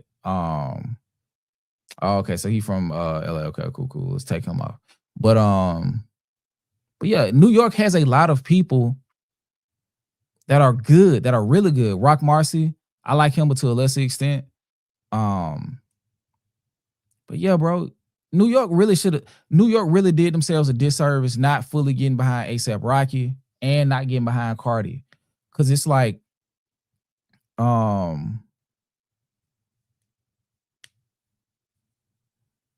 you need mainstream artists to get behind, to build the infrastructure. It's like, okay, y'all saying that Cardi can't rap,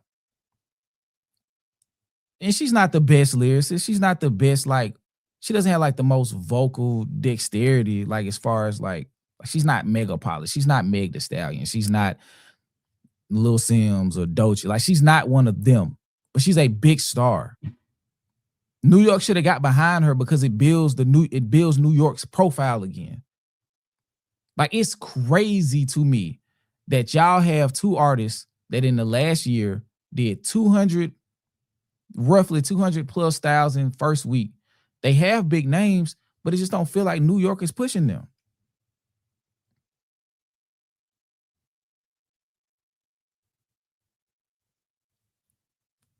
A$AP Rocky should be a fucking star. Should be a star. I'm talking about like by like New York be like nah, she not. Like when New York people be talking about Cardi, they be kicking Cardi back in, especially like in hip hop circles. But y'all should take the L, salute Cardi, let her continue to grow, and that brings more attention back. Like New York becomes a hotbed again. Because look at it now. Like that is one part of the Atlanta model that New York should follow. And y'all need to get on it before Cardi disappear. Y'all need to get on it before Cardi disappear. Because stars don't come every so often. You feel what I'm saying? Like, God rest his soul. Y'all, New York lost Pop Smoke. We don't know if he would have been a star because he could have ended up like Fabio. We don't know. But he was gone, like he was taken before y'all got to see what he turned into. You know what I'm saying? Like y'all had a huge cultural movement with Griselda, but that is a cultural movement that is to be applauded, but it didn't break into the mainstream. Cardi's mainstream. Y'all should have been riding the coattails of Cardi into prominence. Because look at it like this. You get Future, all the artists that come after Future, and now it's a whole bunch of energy around Atlanta, and now the lyrical nigga starting to come out. Now the lyrical nigga starting to come out. We know Jid from Atlanta. I think Kenny Mason from Atlanta. Shit, if I'm not mistaken, I think him and Jid from the same part of Atlanta. But I could be wrong. Where's Mavi from?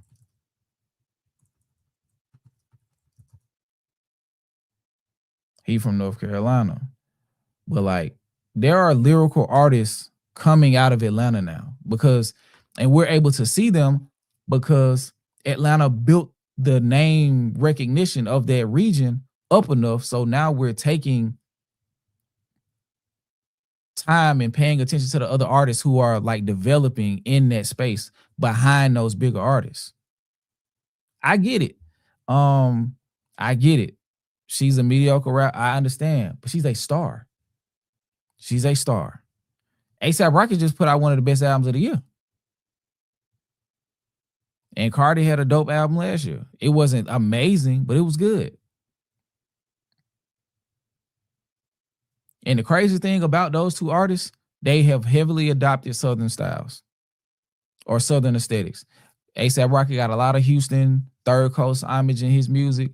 And Cardi, her last album sounded like it was made in Atlanta. But the point I'm making is, with the profiles that they built, the attention should be so much fixated on New York as a reputable region in hip hop that all of the other people would be getting noticed. Is the breakup real or are they doing kayfabe? They have all kind of like came out and spoken against it. If anything, I think it's just it's clearly business related. It's clearly business related. And they all talkative. But Westside Gun said it ain't deep like that. And they said that they still communicating and they like blood related. So I don't know, man. I don't, they haven't officially broken up, no. So yeah, I just think it's some business shit going on that they still working through. Shout out to D2B2 with the 5. Griselda's breakup is kind of crazy though. Lil Bro Cousin said every nickel is mine to keep. I hope they get that situated. Cause I don't know. They're being weird. So we don't know what's going on.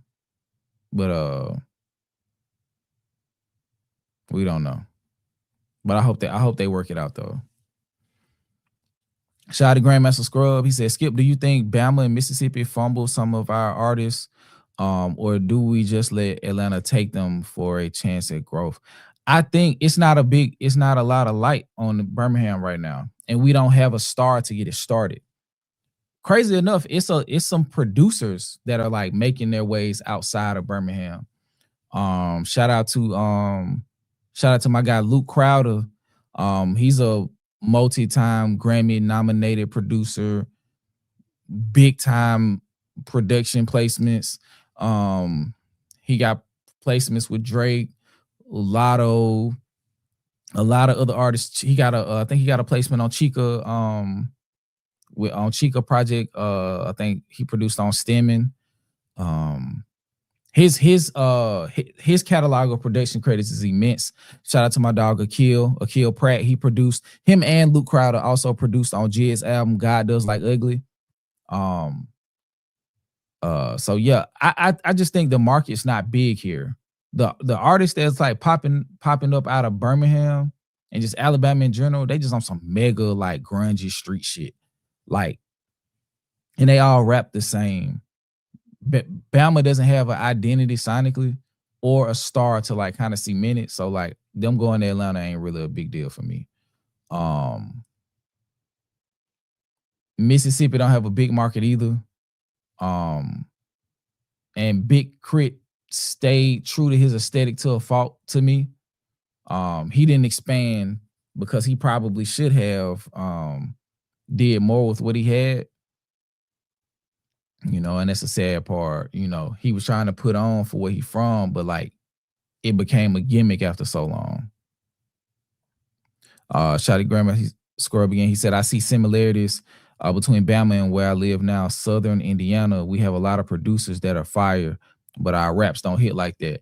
And also the producers are making music on an industry standard. So they not finna double back and work with artists from the city because they not big enough. They're not big enough. Sadly. And they're making music, like I said, that's outside of the production styles that they're excelling in as well. So yeah.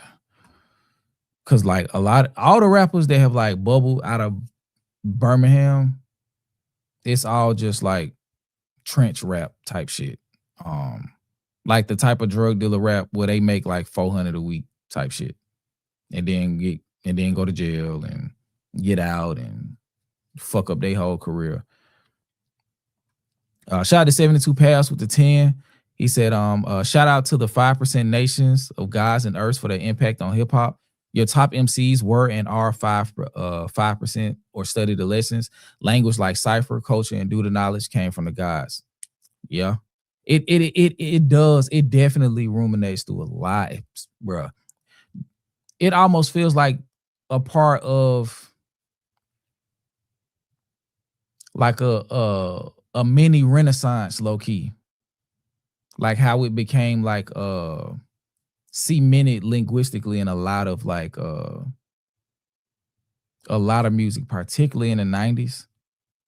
Like you finna get a lot of peace, God, you know, all that type of shit. So yeah, I definitely agree with that. Shout out to 72 Pass for the super chat, for real. Let me see. Oh shit. Hey, that's what's up. We had 245 likes, man. Appreciate y'all, man. I ain't gonna lie. I'm gonna save a lot of this other shit for Saturday. Because we ain't gonna get to none of this. We done had a good old hip hop conversation. I do want to play this. Nah, I said it better. He's straight. We'll talk about the BET Awards Saturday as well. So let me play the Players Association collaboration with Kendrick, and I'm gonna run through. I'll save the double XL freshman list for Saturday as well. The Jay-Z. Yeah, we got a lot of shit to talk about Saturday. I low-key think Jay-Z finna drop an album. We're gonna talk about Freddie Gibbs v. Pusha T. Yeah, we're gonna have a good time Saturday. I only had 2 hours today, so yeah, Mr. Big, he did pass away. It's been a while too. Okay, so let's.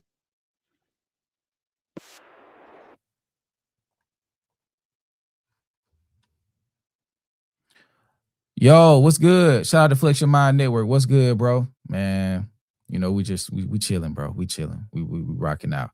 Hope all is well, man. Let's see. Okay, here we go.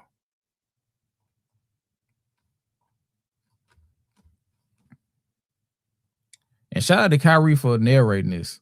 And this has a nice semi low opacity full circle moment for Kyrie.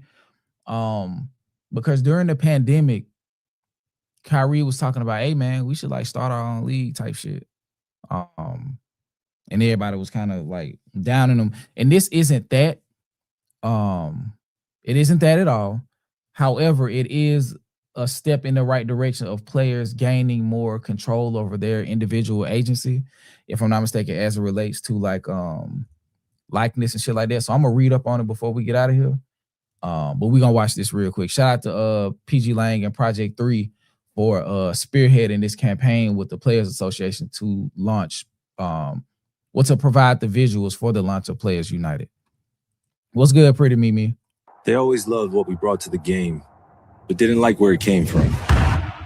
The way we talk, the way we dress, the way we move. For too long, everyone profited from player culture, except the players themselves. But all that changes when players stop moving alone and start to move as one. Different cities, different backgrounds, different stories, same love. No gatekeepers, just players deciding what happens with what we built. Turning visibility into leverage, turning reach into opportunity, turning culture into something that finally benefits the players. Because the game was never only about basketball, it's about legacy. And who gets to shape what comes next? They always loved what we brought to the game. I fuck with that. That monologue too, like, hey, we are the masters of our own destiny, in a sense. But let me pull this up. Let me see. Let me check for super chats. Make sure we good. Okay, so we good on super chats. Yeah, they had a dress code because of Allen Iverson. Facts. And that's what I was feeling when he said that initial part. They always liked what we brought to the game, but not where it came from. Okay, so so we're gonna finish up reading this. See what the fuck going on.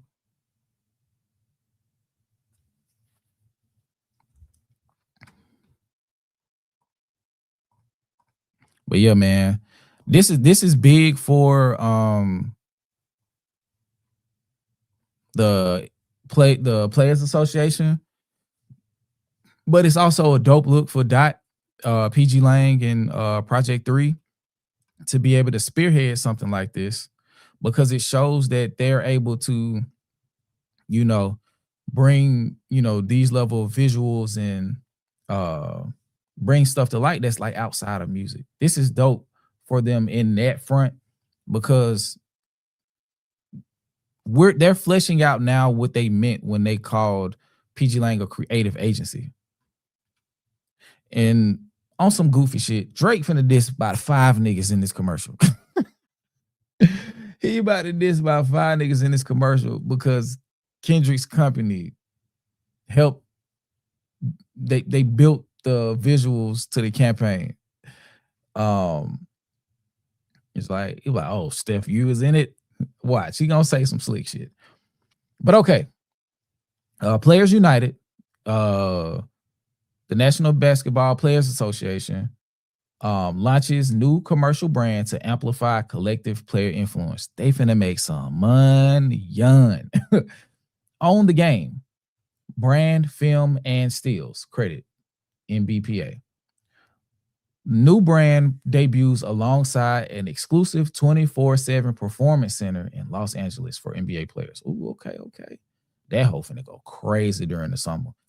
Players United launches Own the Game film at Cannes Lions International Festival of Creativity.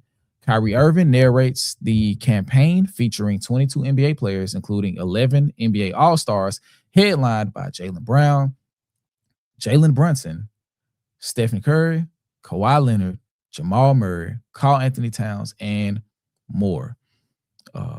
New York, June 22nd, 2026, the National Basketball Players Association, NBPA, today announced the launch of Players United, a new commercial brand that transforms the collective influence of NBA players into products. Let me blow this up a little bit. Okay, that's too big. Into products, partnerships, and global business opportunities. Players United will operate as a consumer-facing brand that markets and commercializes the collective name, image, and likeness rights of the world's most recognizable athletes. I'm curious to see how that happened. The initiative turns players' individual reach into collective leverage, working with brands and industry leaders to open doors for new fan experiences, global licensing opportunities, merchandise, content, player/brand collaborations, strategic investments, and more. IP ownership, the blueprint is by we. Like, this is crazy. Like, the fact that they're able to facilitate this, even though it's a part of the Players Association, this seems in some way, or at least moderately, outside of the scope of the National Basketball Association, to where they're getting the opportunity to monetize their own name, image, and likeness. How does that work in relation to the NBA? I'm very curious to see how that goes. Because if they have even moderate level of financial and administrative and logistic autonomy, this is an amazing move.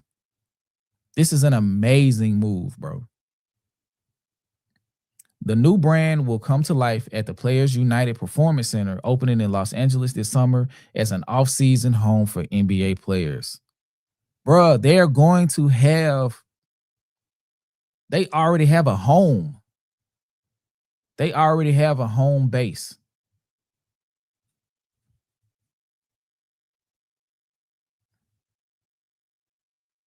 Oh, now you want to let it go. Okay.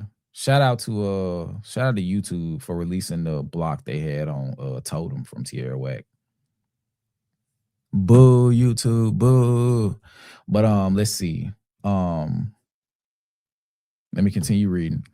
I'm excited to be a part of an organization that's truly aligned with the vision and values of NBA players, said NBA President Fred VanVleet. Players United was born out of our desire to own a piece of the ecosystem we built, and we intend to bring fans to a side of the business that truly reflects player culture. Excuse me. I wonder if they're going to also house like podcasts and shit here. That'll be great. Like, think about it like that too. Like, if Players United, like a lot of the podcasts and like media opportunities that they've created for themselves inside of the major media ecosystem, and they just like pull back the ones that can, or the ones that have yet to like sign on, and they start creating shit under Players United. Think about the demand that gets created from that. So now you're looking at places like The Volume and FS1 and all of these places, and like all of the NBA players and shit just pull away, or they just start creating this, and now they're able to compete in the space with places like The Volume, because they're gonna have because if these players inject 1% of their salary into Players United on top of the revenue they finna pull in, we're looking at $100 million infrastructure in less than 5 years, easily. Easily. The launch of Players United marks a turning point in how we view our business footprint, said incoming NBPA executive director and Players United CEO David Kelly. I want to know who he is. Instead of just renting out player talent to the leagues and teams, we're operating as the enterprise itself, using our unified voice to build equity and drive the market. They talking good, boy. They talking good. Key partners of Players United will have the exclusive opportunity to leverage its expansive lifestyle player image library for marketing purposes, alongside premier sponsorship opportunities at the brand new Players United Performance Center. Additionally, Players House, a co-created premium experience where players serve as the architects of their own activations, will be a cornerstone initiative showcasing how Players United shows up at cultural events around the world. The places this could go, bro. The places this could go. It was designed to directly connect brands, but base level is about to make some rich niggas richer. But like the precedent that it can set, especially with minds like Jaylen Brown and Kyrie Irving, this shit could go crazy, bro. It really could. This shit could go crazy, bro. Where was I? Okay, it was designed to directly connect brands with each player's highly engaged niche community in a carefully curated, elevated atmosphere. Its debut at NBA All-Star 2026 featured activations by 10 players. The next iteration of Players House will take place at the 2026 NBA Summer League alongside NBPA Vice President Jaylen Brown and Kyle Kuzma. Additional brand activations for Players United include our new strategic content partner. I just said this, bro. I just said this. Didn't I just say this, bro? This is where they become dangerous. This part right here is where they become dangerous, bro. I don't need to be yelling. I think he's asleep. This is where they become dangerous. This is where they become dangerous, bro. They're looking to seize space. They finna start snatching up media real estate. Enjoy Basketball is shout out to Kenny Beecham. I don't know if y'all watch him. He's, I don't know, what's the name? Is they show? It used to be called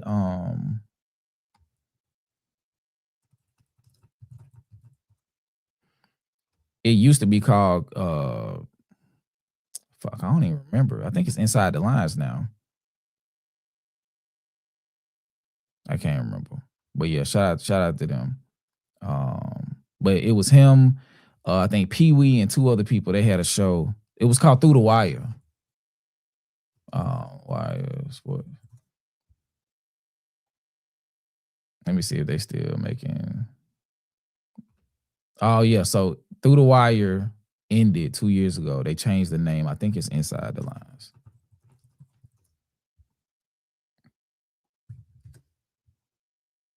At least I think it is. Well, what did they change over to? It don't matter. But anyway, after that, he started heavily promoting Enjoy Basketball. So I think numbers on the board. Thank you. Numbers on the board.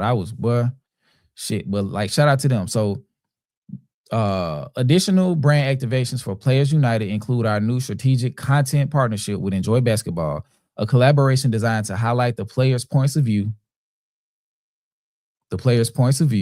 on key basketball topics and showcase their off-court passions through original programming. IP, ownership. The blueprint is by me. And even though he ain't the first person to, build infrastructure based on their own IP and ownership of that, the sentiment is continuing. And you partner with like minds to help bring their visions to life. By collaborating directly with a unified collective of over 500 players, Players United is building a robust global infrastructure for partners and co-creators. The new business to consumer brand effectively replaces Think 450, the NBPA's previous business to business arm. New Las Vegas training facility. Let's see. Okay.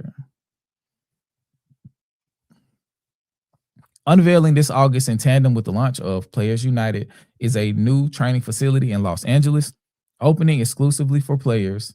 This 24/7 performance center meets the high demand of the Los Angeles hub by allowing athletes to train on their own schedules in a state-of-the-art player-owned environment. And I think this is in direct response to them having to struggle to get runs at UCLA. I think this is a direct response to that.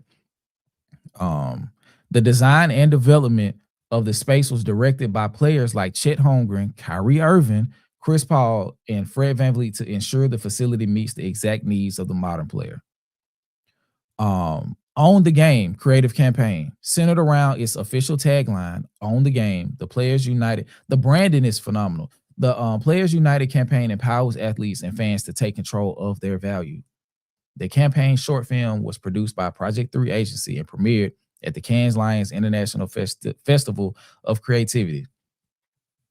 The campaign features 22 NBA players, with the film's roster including 11 current and former NBA All-Stars, 9 of whom are 2026 selections, including Denny Avdia, Jaylen Brown, Jalen Brunson, Steph Curry, Jalen Duren, Kawhi Leonard, Donovan Mitchell, Jamal Murray, and Karl Anthony Towns, specifically designed to capture the athletes' off-court presence and showcase their collective power. The film employs a brooding, minimalist aesthetic. This tension is anchored by the rhythmic, echoing sound of a basketball moving through a hollow space. The film is narrated by Kyrie Irving, who personifies the campaign's ethos of true player ownership. It's lit. It's lit. Meanwhile, Aubrey owes the Royal Bank of Canada and a couple payday loans. Shameful shit. It's crazy work. One of them is looking to help assist in whatever way possible, bridge the gap between more ownership and representation in the major business space for these NBA players, and the other one making raps about them and getting them tattooed on his body. It's a different type of possession. It's a different type of possessiveness, bro. Visual identity in social media. I don't think I need to read this part.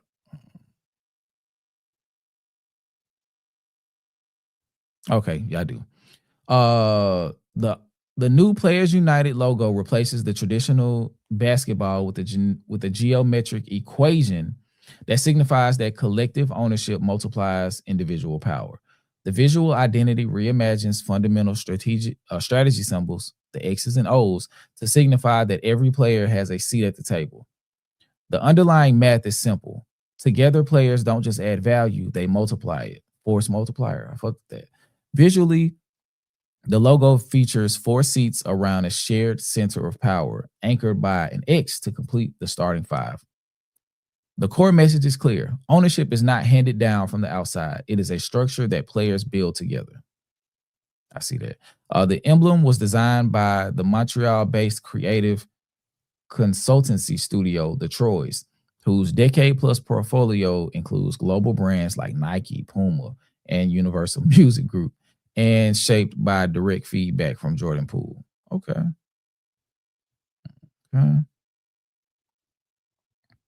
Okay, that's what's up. If y'all want more information, go to the Players United website. But yeah, that's dope, bro. That is dope, bro. That's fire, actually. Shout out to Players United. Shout out to Dot. Shout out to Project 3, PGLang, their creative ambitions as they continue to go forward.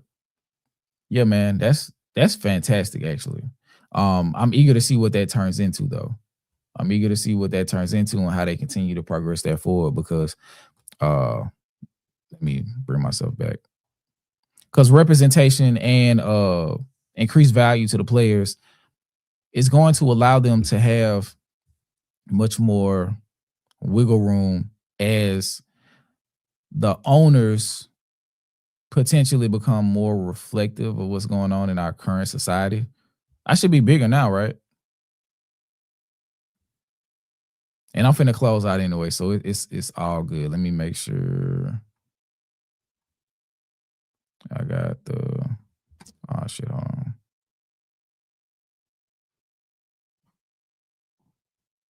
Okay, there we go. Okay, I missed a couple. Shout out to Just Gwen with the 5. Ob needs to close those brick and mortar stores, keep one flagship store, and move that OVO stuff to online only. I think if they sell with that group that he was looking to sell potentially half of the ownership stake, it's gonna be everywhere. It's gonna be in Burlington's, it's gonna be in TJ Maxx, on clearance, it's gonna be in Target probably. They're gonna be selling it in all of the like House of Hoops and shit like that. They gonna boom OVO, but like to the point where it can also potentially ruin the brand because it's gonna be available everywhere. So it's not gonna have that high level of exclusivity. That like it grew those brands, but it also killed them in the long run because you could get it anywhere. But I agree. You have to find a way to maintain exclusivity, but bolster availability without completely pimping it out to where it loses value. Shout out to my listening library, YT with the $5. Ren leaned in heavy to the reaction community. Still constantly posting about his music being free to react to. I agree, it's not inherently bad.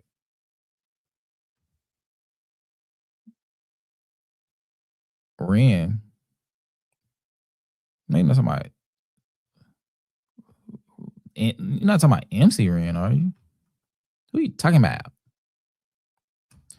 Shout out to JKWP4NL with the $2. Lauren at her prime can hang with all those people. Facts. Go listen to the score. She was swinging her nuts that whole album, very disrespectfully. Shout out to Down in Dixie with the $5 in for being a member.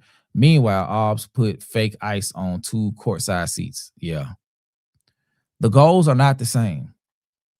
Accomplishments are not as big as what Kendrick said. He said I'm for like astonishments over accomplishments or some shit like that. Like I want to make ripples that like have lasting impact instead of just a little cute accolade every now and then. Shout out to DJ Nasla. Sorry if I messed that up. With the $5 and the membership, hip hop is in a great place if you ahead. Wife and I will be in Yankee Stadium for extra innings. A Reasonable Doubt turned 30 today. Favorite Jay-Z album. I didn't get to talk about that, but I will Saturday. That's fire though. I wish I could catch one of those shows. I've seen him live twice. At the On the Run, and I saw him at his own show. I think that was the 444 tour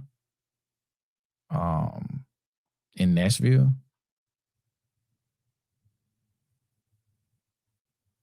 Rico Hines is the name of the brother who leads those UCLA runs. Yeah, during the summer. Yep.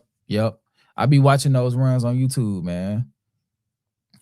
It'd be crazy, like how huge them niggas be looking on that last court, bro. It'd be crazy, bro. Like they don't have to jump the dunk. Salute, you pronounced it right. Not slides my name backwards. Oh, okay. Alshon. Okay. Alshon. Okay, I got you. Shout out to Keish. She said, laughing my ass off at that pic that Dre posted in the Patreon with the stadium, Owl and Bass Pro sponsorship. Yeah. It's gonna be everywhere.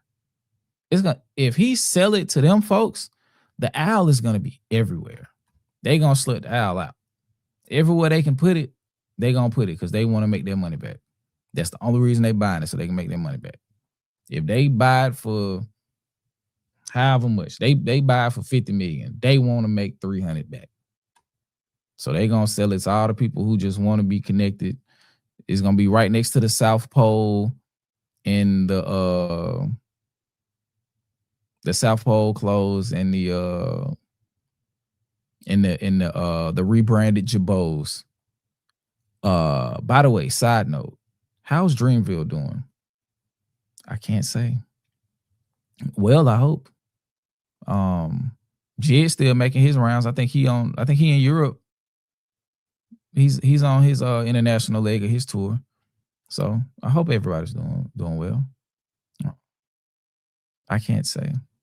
Loot has been dropping music. Is it Loot?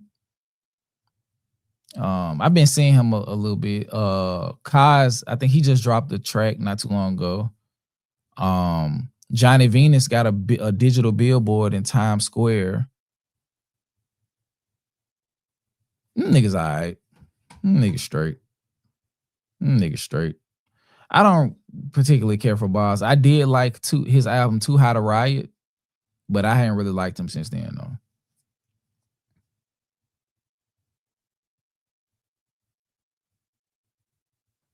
Yeah, they're gonna slut the owl out, twin. I ain't even gonna hold you. Anybody got any questions before we get out of here, man? I gotta be to work at 7 so I can go get my hair braided. Any questions? Any comments? I'll be back Saturday at 3 Central, 4 Eastern, 1 Pacific time. What y'all got? I think I gotta wash some dishes too before I go to sleep. Let me get like 5 hours of sleep. That's been on par for the week though. Last 2 weeks actually. Appreciate that, Simply J. We'll get into more of the hip hop topics Saturday. We had a conversation about hip hop as you know on the macro today.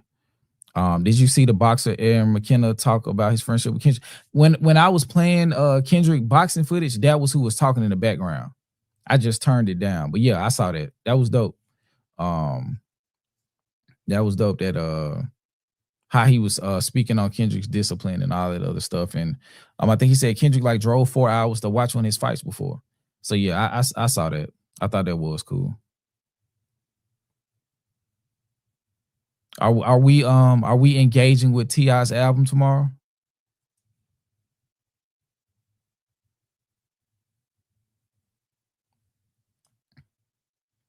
Bro, you know. They went out of business and then somebody picked it up and it was just nasty work. I ain't gonna lie. 06, 05, 06, you was that nigga. You had some jabos, bro.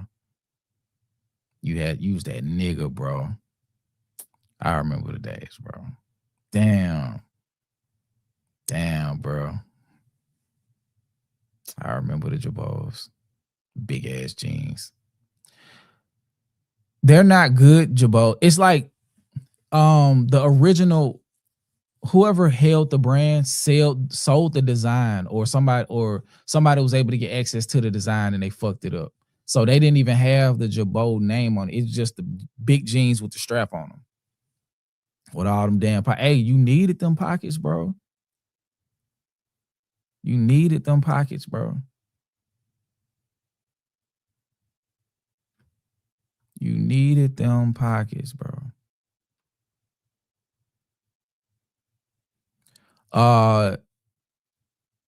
Yeah, I already did. I'm gonna make the thumbnail to I might take my computer and make it tomorrow on lunch or something. But yeah, it'll be out tomorrow. Yeah, I got you. I'm insecure as fuck. Yeah, I'll make that tomorrow. Shit, I might make it when I'm getting my hair braided.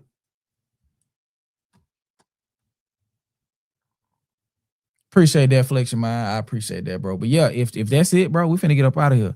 Let's see. Shout out to he said wife is down to Earth 83. She put me on y'all, so I had to become. Hey, that's what's up, bro. That's what's up, dog. That's what's up. That's fire, actually. That's fire, bro. Salute the wifey. That's dope. That's dope. I always get geeked when I see stuff like the familial like transfers, like, oh, like somebody be like, I put my kids onto y'all, or my kids put me onto y'all, or like that's fire, bro. That's fire. That is fire. Speaking of the wives, I don't know if you've seen my wife and I, she did her first reaction. We reacted to Mr. Morale and the Big Steppers. If you haven't seen it, go check that out. I think you'll fuck with it. That shit was, I told her when we finished it, I was like, you did a great job. And that's what everybody's saying, bro. They seem to like it. So we're gonna get her back for hopefully a couple more before the year out. But we'll let y'all know when that comes. But yeah, man, if y'all ain't got nothing else, bro,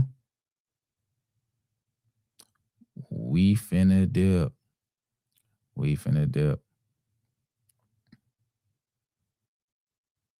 Okay. Well, yeah, man. Thank y'all for tuning in. Thank y'all for pulling up. Y'all know I appreciate it, man. We'll be back Saturday. It's gonna be an early stream because I'm watching. I gotta watch some boxing. You feel me? I gotta watch some boxing. So thank y'all for tuning in to another Decipher stream. I am Skip. Shout out my brother DJ. Shout out to all the mods. Shout out to the Dakota. Shout out to the YouTube members. Shout out to the YouTube subscribers. Shout out to everybody who just pulled in to see what was going on. And shout out to the people who hate watch. We see y'all because y'all can't hold it back all the time. But until next time, man, we out of here. Hip hop lives here. Have a great remainder of y'all week. Till next time. Peace.